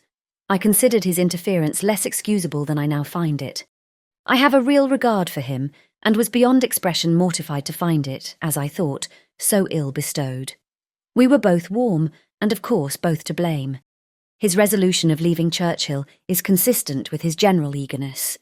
When I understood his intention, however, and at the same time began to think that we had been perhaps equally mistaken in each other's meaning, I resolved to have an explanation before it was too late. For any member of your family I must always feel a degree of affection, and I own it would have sensibly hurt me if my acquaintance with Mr. de Courcy had ended so gloomily. I have now only to say further that as I am convinced of Frederica's having a reasonable dislike to Sir James, I shall instantly inform him that he must give up all hope of her. I reproach myself for having, even though innocently, made her unhappy on that score. She shall have all the retribution in my power to make. If she value her own happiness as much as I do, if she judge wisely and command herself as she ought, she may now be easy. Excuse me, my dearest sister, for thus trespassing on your time, but I owe it to my own character, and after this explanation, I trust I am in no danger of sinking in your opinion. I could have said, "Not much indeed," but I left her almost in silence. It was the greatest stretch of forbearance I could practice. I could not have stopped myself had I begun. Her assurance, her deceit. But I will not allow myself to dwell on them. They will strike you sufficiently. My heart sickens within me. As soon as I was tolerably composed, I returned to the parlour. Sir James's carriage was at the door, and he, merry as usual, soon afterwards took his leave. How easily does her ladyship encourage or dismiss a lover! In spite of this release, Frederica still looks unhappy, still fearful perhaps of her mother's anger, and though dreading my brother's departure, jealous, it may be, of his staying. I see how closely she observes him and Lady Susan, poor girl. I have now no hope for her. There is not a chance of her affection being returned. He thinks very differently of her from what he used to do. He does her some justice, but his reconciliation with her mother precludes every dearer hope. Prepare, my dear mother, for the worst. The probability of their marrying is surely heightened. He is more securely hers than ever. When that wretched event takes place, Frederica must belong wholly to us. I am thankful that my last letter will precede this by so little, as every moment that you can be saved from feeling a joy which leads only to disappointment is of consequence. Yours ever, etc. Catherine Vernon. 25. Lady Susan to Mrs. Johnson. Churchill. I call on you, dear Alicia, for congratulations. I'm my own self, gay and triumphant. When I wrote to you the other day, I was in truth in high irritation, and with ample cause. Nay, I know not whether I ought to be quite tranquil now, for I have had more trouble in restoring peace than I ever intended to submit to. A spirit, too, resulting from a fancied sense of superior integrity, which is peculiarly insolent. I shall not easily forgive him, I assure you. He was actually on the point of leaving Churchill. I had scarcely concluded my last, when Wilson brought me word of it. I found, therefore, that something must be done, for I did not choose to leave my character at the mercy of a man whose passions are so violent and so revengeful. It would have been trifling with my reputation to allow of his departing with such an impression in my disfavour. In this light, condescension was necessary. I sent Wilson to say that I desired to speak with him before he went. He came immediately. The angry emotions which had marked every feature when we last parted were partially subdued. He seemed astonished at the summons and looked as if half wishing and half fearing to be softened by what I might say. If my countenance expressed what I aimed at, it was composed and dignified, and yet with a degree of pensiveness which might convince him that I was not quite happy. "I beg your pardon, sir, for the liberty I have taken in sending for you," said I. "But as I have just learnt your intention of leaving this place today, I feel it my duty to entreat that you will not on my account shorten your visit here even an hour. I am perfectly aware that after what has passed between us, it would ill suit the feelings of either to remain longer in the same house. So very great, so total a change from the intimacy of friendship must render any future intercourse the severest punishment. And your resolution of quitting Churchill is undoubtedly in unison with our situation, and with those lively feelings which I know you to possess, But at the same time, it is not for me to suffer such a sacrifice as it must be to leave relations to whom you are so much attached and are so dear. My remaining here cannot give that pleasure to Mr. and Mrs. Vernon which your society must, and my visit has already perhaps been too long. My removal, therefore, which must at any rate take place soon, may, with perfect convenience, be hastened. And I make it my particular request that I may not in any way be instrumental in separating a family so affectionately attached to each other. Where I go is of no consequence to anyone, of very little to myself, but you are of importance to all your connections. Here I concluded, and I hope you will be satisfied with my speech. Its effect on Reginald justifies some portion of vanity, for it was no less favourable than instantaneous. Oh, how delightful it was to watch the variations of his countenance while I spoke, to see the struggle between returning tenderness and the remains of displeasure. There is something agreeable in feelings so easily worked on, not that I envy him their possession, nor would, for the world, have such myself, but they are very convenient when one wishes to influence the passions of another. And yet this Reginald, whom a very few words from me softened at once into the utmost submission, and rendered more tractable, more attached, more devoted than ever, would have left me in the first angry swelling of his proud heart, without deigning to seek an explanation. Humbled as he now is, I cannot forgive him such an instance of pride, and am doubtful whether I ought not to punish him by dismissing him at once after this reconciliation, or by marrying and teasing him forever. But these measures are each too violent to be adopted without some deliberation. At present, my thoughts are fluctuating between various schemes. I have many things to compass. I must punish Frederica, and pretty severely too, for her application to Reginald. I must punish him for receiving it so favourably and for the rest of his conduct. I must torment my sister-in-law for the insolent triumph of her look and manner since Sir James has been dismissed, for, in reconciling Reginald to me, I was not able to save that ill-fated young man, and I must make myself amends for the humiliation to which I have stooped within these few days. To effect all this I have various plans.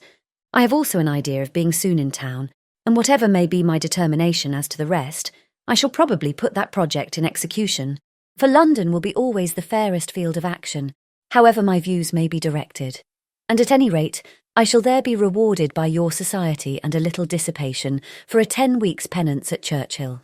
I believe I owe it to my character to complete the match between my daughter and Sir James after having so long intended it.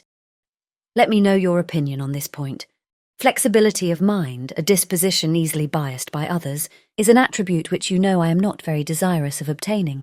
Nor has Frederica any claim to the indulgence of her notions at the expense of her mother's inclinations. Her idle love for Reginald, too, it is surely my duty to discourage such romantic nonsense. All things considered, therefore, it seems incumbent on me to take her to town and marry her immediately to Sir James.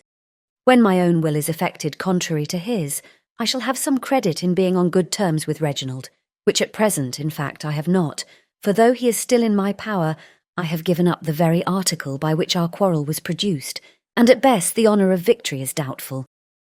Send me your opinion on all these matters, my dear Alicia, and let me know whether you can get lodgings to suit me within a short distance of you. Your most attached, S. Vernon. 26. Mrs. Johnson to Lady Susan. Edward Street.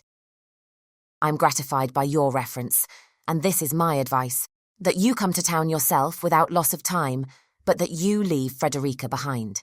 It would surely be much more to the purpose to get yourself well established by marrying Mr. de Courcy than to irritate him and the rest of his family by making her marry Sir James. You should think more of yourself, and less of your daughter. She is not of a disposition to do you credit in the world, and seems precisely in her proper place at Churchill, with the Vernons, but you are fitted for society, and it is shameful to have you exiled from it. Leave Frederica, therefore, to punish herself for the plague she has given you, by indulging that romantic tender-heartedness which will always ensure her misery enough, and come to London as soon as you can. I have another reason for urging this. Mainwaring came to town last week, and has contrived, in spite of Mr. Johnson, to make opportunities of seeing me. He is absolutely miserable about you, and jealous to such a degree of de Courcy that it would be highly unadvisable for them to meet at present. And yet, I cannot answer for his not committing some great imprudence, such as going to Churchill, for instance, which would be dreadful. Besides, if you take my advice and resolve to marry de Courcy, it will be indispensably necessary to you to get Mainwaring out of the way, and you only can have influence enough to send him back to his wife. I have still another motive for your coming. Mr. Johnson leaves London next Tuesday. He is going for his health to Bath, where, if the waters are favourable to his constitution and my wishes, he will be laid up with the gout many weeks. During his absence we shall be able to choose our own society, and to have true enjoyment. I would ask you to Edward Street, but that once he forced from me a kind of promise never to invite you to my house.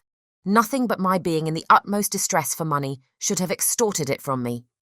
I can get you, however, a nice drawing-room apartment in Upper Seymour Street, and we may be always together there or here. For I consider my promise to Mr. Johnson as comprehending only, at least in his absence, your not sleeping in the house.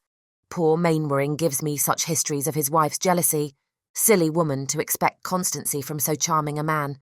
But she always was silly, intolerably so in marrying him at all, she the heiress of a large fortune and he without a shilling. One title, I know, she might have had besides baronets. Her folly in forming the connection was so great that though Mr. Johnson was her guardian, and I do not in general share his feelings, I never can forgive her. Adieu. Yours ever, Alicia. 27. Mrs. Vernon to Lady de Courcy. Churchill. This letter, my dear mother, will be brought you by Reginald. His long visit is about to be concluded at last, but I fear the separation takes place too late to do us any good. She is going to London to see her particular friend, Mrs. Johnson. It was at first her intention that Frederica should accompany her, for the benefit of masters, but we overruled her there. Frederica was wretched in the idea of going, and I could not bear to have her at the mercy of her mother. Not all the masters in London could compensate for the ruin of her comfort. I should have feared, too, for her health, and for everything but her principles. There I believe she is not to be injured by her mother or her mother's friends. But with those friends she must have mixed, a very bad set I doubt not, or have been left in total solitude, and I can hardly tell which would have been worse for her.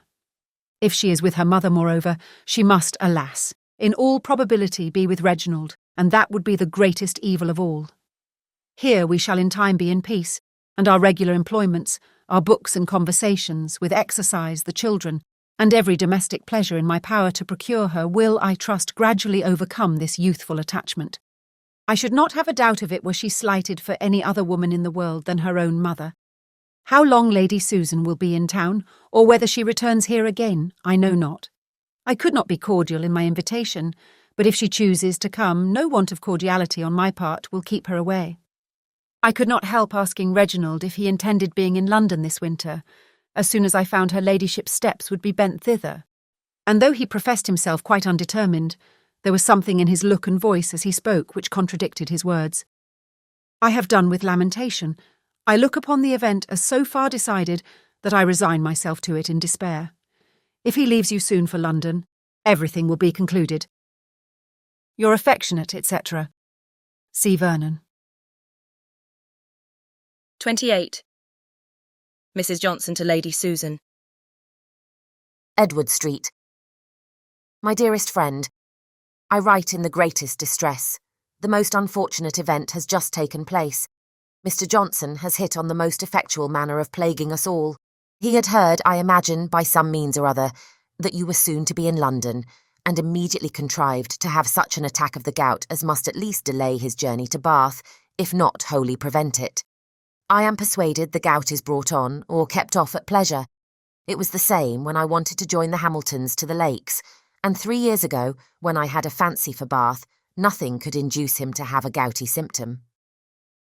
I am pleased to find that my letter had so much effect on you, and that de Courcy is certainly your own. Let me hear from you as soon as you arrive, and in particular tell me what you mean to do with Mainwaring.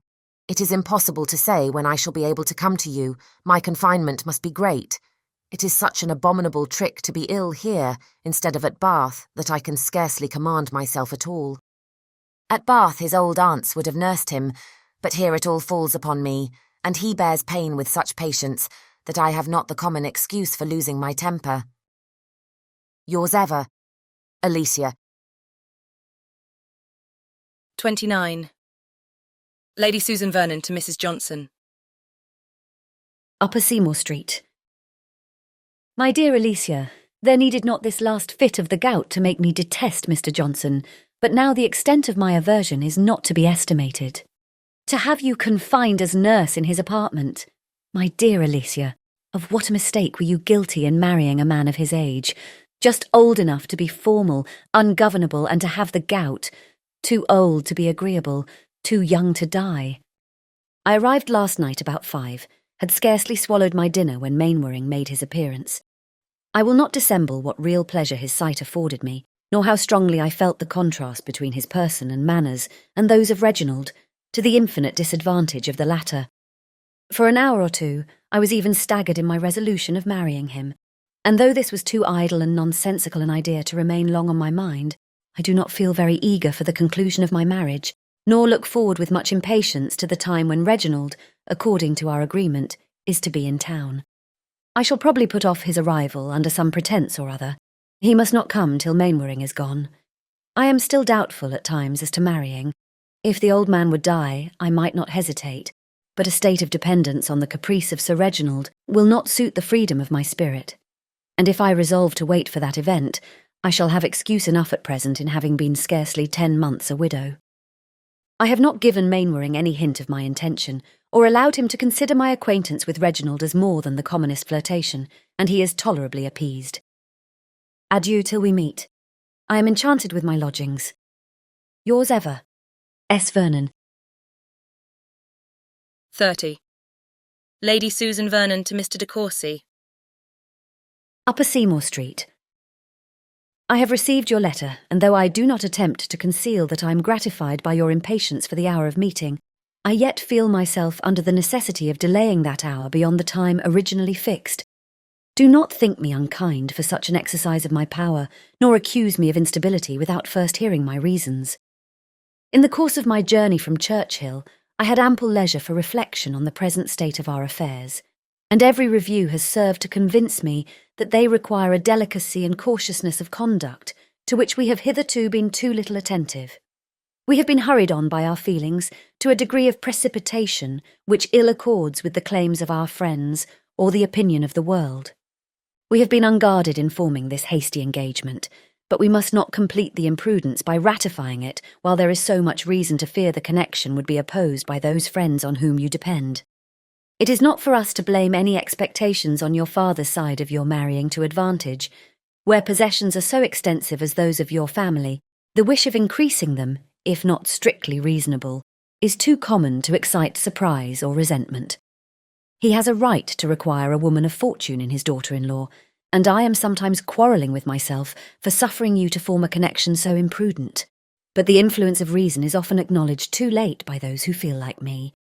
I have now been but a few months a widow, and however little indebted to my husband's memory for any happiness derived from him during a union of some years, I cannot forget that the indelicacy of so early a second marriage must subject me to the censure of the world, and incur, what would be still more insupportable, the displeasure of Mr. Vernon. I might perhaps harden myself in time against the injustice of general reproach, but the loss of his valued esteem I am, as you well know, ill-fitted to endure. And when to this may be added the consciousness of having injured you with your family, how am I to support myself? With feelings so poignant as mine, the conviction of having divided the son from his parents would make me, even with you, the most miserable of beings. It will surely therefore be advisable to delay our union, to delay it till appearances are more promising, till affairs have taken a more favourable turn. To assist us in such a resolution, I feel that absence will be necessary. We must not meet. Cruel as this sentence may appear, the necessity of pronouncing it, which can alone reconcile it to myself, will be evident to you when you have considered our situation in the light in which I have found myself imperiously obliged to place it. You must be, well assured that nothing but the strongest conviction of duty could induce me to wound my own feelings by urging a lengthened separation, and of insensibility to yours, you will hardly suspect me. Again, therefore, I say that we must not yet meet. By a removal for some months from each other, we shall tranquillize the sisterly fears of Mrs. Vernon, who, accustomed herself to the enjoyment of riches, considers fortune as necessary everywhere, and whose sensibilities are not of a nature to comprehend ours. Let me hear from you soon, very soon. Tell me that you submit to my arguments and do not reproach me for using such. I cannot bear reproaches. My spirits are not so high as to need being repressed. I must endeavour to seek amusement, and fortunately many of my friends are in town. Amongst them the Mainwarings. You know how sincerely I regard both husband and wife. I am very faithfully yours, S. Vernon. 31. Lady Susan to Mrs. Johnson. Upper Seymour Street. My dear friend, that tormenting creature Reginald is here. My letter, which was intended to keep him longer in the country, has hastened him to town. Much as I wish him away, however, I cannot help being pleased with such a proof of attachment. He is devoted to me, heart and soul. He will carry this note himself, which is to serve as an introduction to you, with whom he longs to be acquainted. Allow him to spend the evening with you, that I may be in no danger of his returning here. I have told him that I am not quite well, and must be alone, and should he call again there might be confusion, for it is impossible to be sure of servants. Keep him, therefore, I entreat you, in Edward Street. You will not find him a heavy companion, and I allow you to flirt with him as much as you like. At the same time, do not forget my real interest. Say all that you can to convince him that I shall be quite wretched if he remains here. You know my reasons, propriety and so forth. I would urge them more myself, but that I am impatient to be rid of him, as Mainwaring comes within half an hour. Adieu. S. Vernon. 32. Mrs. Johnson to Lady Susan. Edward Street. My dear creature, I am in agonies and know not what to do. Mr. de Courcy arrived just when he should not. Mrs. Mainwaring had that instant entered the house and forced herself into her guardian's presence, though I did not know a syllable of it till afterwards, for I was out when both she and Reginald came, or I should have sent him away at all events. But she was shut up with Mr. Johnson, while he waited in the drawing-room for me. She arrived yesterday in pursuit of her husband, but perhaps you know this already from himself. She came to this house to entreat my husband's interference, and before I could be aware of it, everything that you could wish to be concealed was known to him, and unluckily she had wormed out of Mainwaring's servant that he had visited you every day since your being in town, and had just watched him to your door herself. What could I do? Facts are such horrid things. All is by this time known to de Courcy, who is now alone with Mr. Johnson. Do not accuse me, indeed it was impossible to prevent it. Mr. Johnson has for some time suspected de Courcy of intending to marry you, and would speak with him alone as soon as he knew him to be in the house. That detestable Mrs. Mainwaring, who, for your comfort, has fretted herself thinner and uglier than ever, is still here, and they have been all closeted together. What can be done? At any rate, I hope he will plague his wife more than ever. With anxious wishes, yours faithfully, Alicia. 33. Lady Susan to Mrs. Johnson. Upper Seymour Street. This éclaircissement is rather provoking. How unlucky that you should have been from home. I thought myself sure of you at 7. I am undismayed, however. Do not torment yourself with fears on my account. Depend on it, I can make my story good with Reginald. Mainwaring is just gone. He brought me the news of his wife's arrival. Silly woman, what does she expect by such manoeuvres? Yet I wish she had stayed quietly at Langford. Reginald will be a little enraged at first, but by tomorrow's dinner everything will be well again. Adieu. S.V. 34. Mr. de Courcy to Lady Susan. Hotel. I write only to bid you farewell. The spell is removed. I see you as you are. Since we parted yesterday, I have received from indisputable authority such a history of you as must bring the most mortifying conviction of the imposition I have been under, and the absolute necessity of an immediate and eternal separation from you. You cannot doubt to what I allude. Langford, that word will be sufficient. I received my information in Mr. Johnson's house from Mrs. Mainwaring herself. You know how I have loved you. You can intimately judge of my present feelings, but I am not so weak as to find indulgence in describing them to a woman who will glory in having excited their anguish, but whose affection they have never been able to gain. R. de Courcy. 35. Lady Susan to Mr. de Courcy. Upper Seymour Street. I will not attempt to describe my astonishment in reading the note this moment received from you. I am bewildered in my endeavours to form some rational conjecture of what Mrs. Mainwaring can have told you to occasion so extraordinary a change in your sentiments. Have I not explained everything to you with respect to myself, which could bear a doubtful meaning, and which the ill nature of the world had interpreted to my discredit? What can you now have heard to stagger your esteem for me? Have I ever had a concealment from you? Reginald, you agitate me beyond expression. I cannot suppose that the old story of Mrs. Mainwaring's jealousy can be revived again, or at least be listened to again. Come to me immediately and explain what is at present absolutely incomprehensible. Believe me, the single word of Langford is not of such potent intelligence as to supersede the necessity of more. If we are to part, it will at least be handsome to take your personal leave, but I have little heart to jest. In truth, I am serious enough, for to be sunk, though but for an hour, in your esteem is a humiliation to which I know not how to submit. I shall count every minute till your arrival. S.V. 36. Mr. de Courcy to Lady Susan. Hotel. Why would you write to me? Why do you require particulars?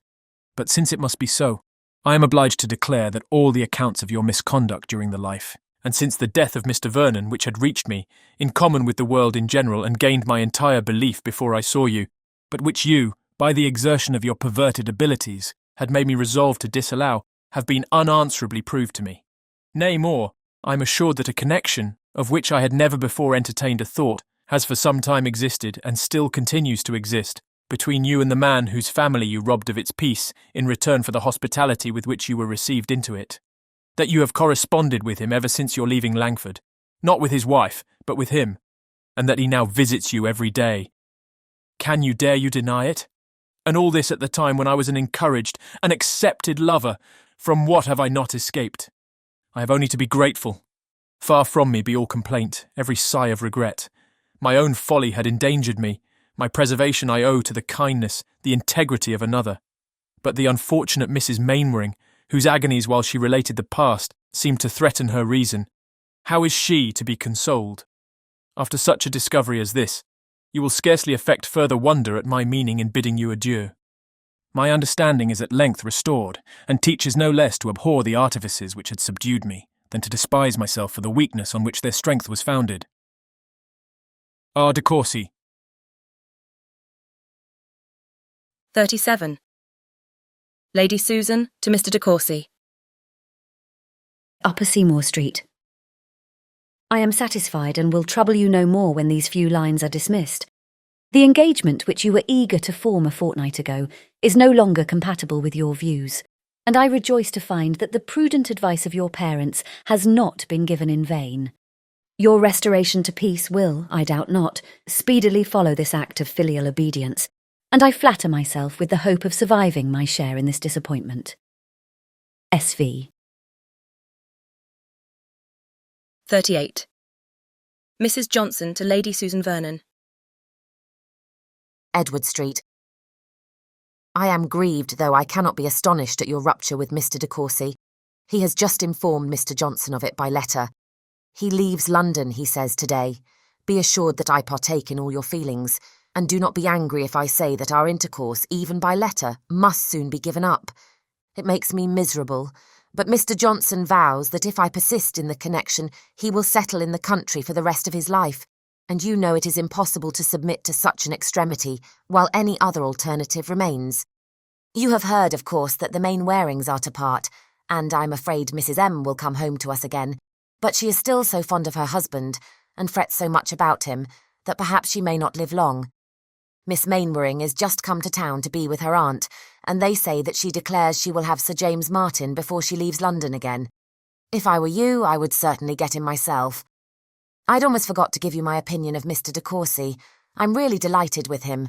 He is full as handsome, I think, as Mainwaring, and with such an open, good-humoured countenance, that one cannot help loving him at first sight. Mr. Johnson and he are the greatest friends in the world. Adieu, my dearest Susan. I wish matters did not go so perversely, that unlucky visit to Langford, but I dare say you did all for the best, and there is no defying destiny. Your sincerely attached, Alicia. 39. Lady Susan to Mrs. Johnson. Upper Seymour Street. My dear Alicia, I yield to the necessity which parts us.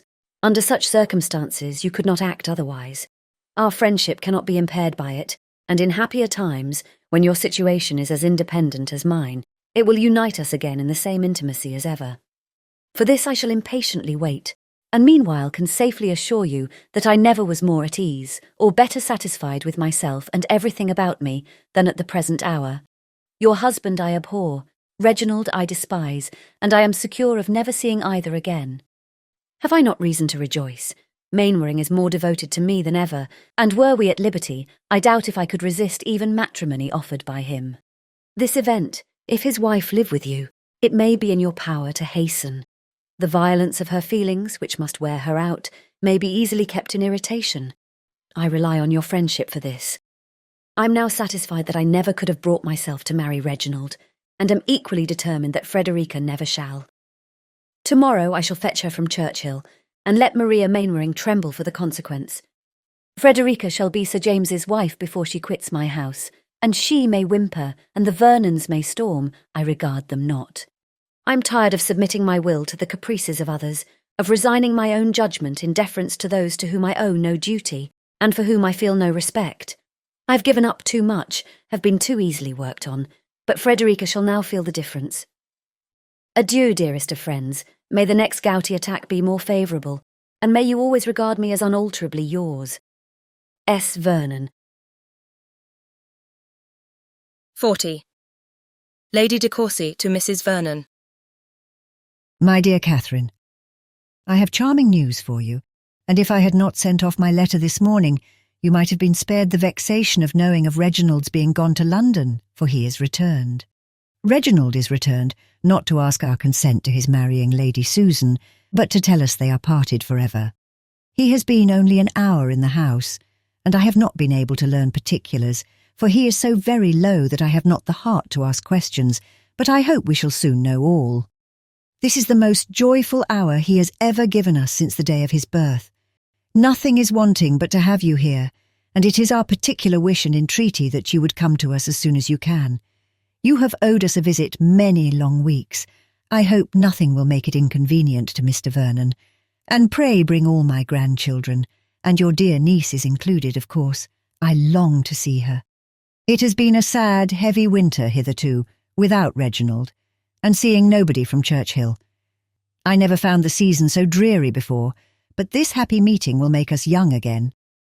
Frederica runs much in my thoughts, and when Reginald has recovered his usual good spirits, as I trust he soon will, we will try to rob him of his heart once more, and I am full of hopes of seeing their hands joined at no great distance. Your affectionate mother, C. de Courcy. 41. Mrs. Vernon to Lady de Courcy. Churchill. My dear mother, your letter has surprised me beyond measure. Can it be true that they are really separated, and for ever? I should be overjoyed if I dared depend on it, but after all that I have seen, how can one be secure? And Reginald really with you? My surprise is the greater because on Wednesday, the very day of his coming to Parklands, we had a most unexpected and unwelcome visit from Lady Susan, looking all cheerfulness and good humour, and seeming more as if she were to marry him when she got to London than as if parted from him forever. She stayed nearly 2 hours, was as affectionate and agreeable as ever, and not a syllable, not a hint was dropped of any disagreement or coolness between them. I asked her whether she had seen my brother since his arrival in town, not, as you may suppose, with any doubt of the fact, but merely to see how she looked. She immediately answered, without any embarrassment, that he had been kind enough to call on her on Monday, but she believed he had already returned home, which I was very far from crediting. Your kind invitation is accepted by us with pleasure, and on Thursday next we and our little ones will be with you. Pray heaven Reginald may not be in town again by that time. I wish we could bring dear Frederica too, but I'm sorry to say that her mother's errand hither was to fetch her away. and miserable as it made the poor girl, it was impossible to detain her. I was thoroughly unwilling to let her go, and so was her uncle, and all that could be urged we did urge. But Lady Susan declared that as she was now about to fix herself in London for several months, she could not be easy if her daughter were not with her for masters, etc. Her manner, to be sure, was very kind and proper, and Mr. Vernon believes that Frederica will now be treated with affection. I wish I could think so too. The poor girl's heart was almost broke at taking leave of us. I charged her to write to me very often, and to remember that if she were in any distress we should be always her friends. I took care to see her alone, that I might say all this, and I hope made her a little more comfortable, but I shall not be easy till I can go to town and judge of her situation myself. I wish there were a better prospect than now appears of the match which the conclusion of your letter declares your expectations of. At present it is not very likely. Yours ever, etc. C. Vernon. Conclusion. This correspondence, by a meeting between some of the parties and a separation between the others, could not, to the great detriment of the post office revenue, be continued any longer. Very little assistance to the state could be derived from the epistolary intercourse of Mrs. Vernon and her niece, for the former soon perceived, by the style of Frederica's letters, that they were written under her mother's inspection, and therefore, deferring all particular inquiry till she could make it personally in London, ceased writing minutely or often. Having learnt enough, in the meanwhile, from her open-hearted brother of what had passed between him and Lady Susan to sink the latter lower than ever in her opinion, she was proportionably more anxious to get Frederica removed from such a mother and placed under her own care, and though with little hope of success, was resolved to leave nothing unattempted that might offer a chance of obtaining her sister-in-law's consent to it. Her anxiety on the subject made her press for an early visit to London, and Mr. Vernon, who, as it must already have appeared, lived only to do whatever he was desired, soon found some accommodating business to call him thither. With a heart full of the matter, Mrs. Vernon waited on Lady Susan shortly after her arrival in town, and was met with such an easy and cheerful affection as made her almost turn from her with horror. No remembrance of Reginald, no consciousness of guilt, gave one look of embarrassment. She was in excellent spirits, and seemed eager to show at once, by every possible attention to her brother and sister, her sense of their kindness and her pleasure in their society. Frederica was no more altered than Lady Susan. The same restrained manners, the same timid look in the presence of her mother as heretofore, assured her aunt of her situation being uncomfortable, and confirmed her in the plan of altering it. No unkindness, however, on the part of Lady Susan appeared. Persecution on the subject of Sir James was entirely at an end. His name merely mentioned to say that he was not in London, and indeed in all her conversation she was solicitous only for the welfare and improvement of her daughter, acknowledging in terms of grateful delight that Frederica was now growing every day more and more what a parent could desire. Mrs. Vernon, surprised and incredulous, knew not what to suspect, and without any change in her own views, only feared greater difficulty in accomplishing them. The first hope of anything better was derived from Lady Susan's asking her whether she thought Frederica looked quite as well as she had done at Churchill, as she must confess herself to have sometimes an anxious doubt of London's perfectly agreeing with her. Mrs. Vernon, encouraging the doubt, directly proposed her niece's returning with them into the country. Lady Susan was unable to express her sense of such kindness, yet knew not, from a variety of reasons, how to part with her daughter, and, as though her own plans were not yet wholly fixed, she trusted it would ere long be in her power to take Frederica into the country herself, concluded by declining entirely to profit by such unexampled attention. Mrs. Vernon persevered, however, in the offer of it, and though Lady Susan continued to resist, her resistance in the course of a few days seemed somewhat less formidable. The lucky alarm of an influenza decided what might not have been decided quite so soon. Lady Susan's maternal fears were then too much awakened for her to think of anything but Frederica's removal from the risk of infection. Above all disorders in the world, she most dreaded the influenza for her daughter's constitution. Frederica returned to Churchill with her uncle and aunt, and 3 weeks afterwards, Lady Susan announced her being married to Sir James Martin. Mrs. Vernon was then convinced of what she had only suspected before, that she might have spared herself all the trouble of urging a removal, which Lady Susan had doubtless resolved on from the first. Frederica's visit was nominally for 6 weeks, but her mother, though inviting her to return in 1 or 2 affectionate letters, was very ready to oblige the whole party by consenting to a prolongation of her stay, and in the course of 2 months ceased to write of her absence, and in the course of 2 more to write to her at all.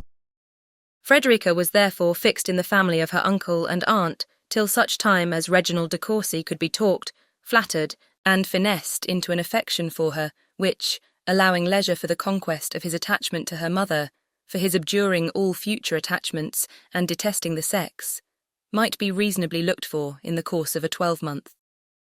3 months might have done it in general, but Reginald's feelings were no less lasting than lively. Whether Lady Susan was or was not happy in her second choice, I do not see how it can ever be ascertained, for who would take her assurance of it on either side of the question? The world must judge from probabilities. She had nothing against her but her husband and her conscience. Sir James may seem to have drawn a harder lot than mere folly merited. I leave him, therefore, to all the pity that anybody can give him. For myself, I confess that I can pity only Miss Mainwaring, who, coming to town and putting herself to an expense in clothes which impoverished her for 2 years, on purpose to secure him, was defrauded of her due by a woman 10 years older than herself. The end. This concludes this reading of Lady Susan by Jane Austen. If you enjoyed it, please like and subscribe. To request our next book or shop our store, visit aireadtome.com. Thanks for listening.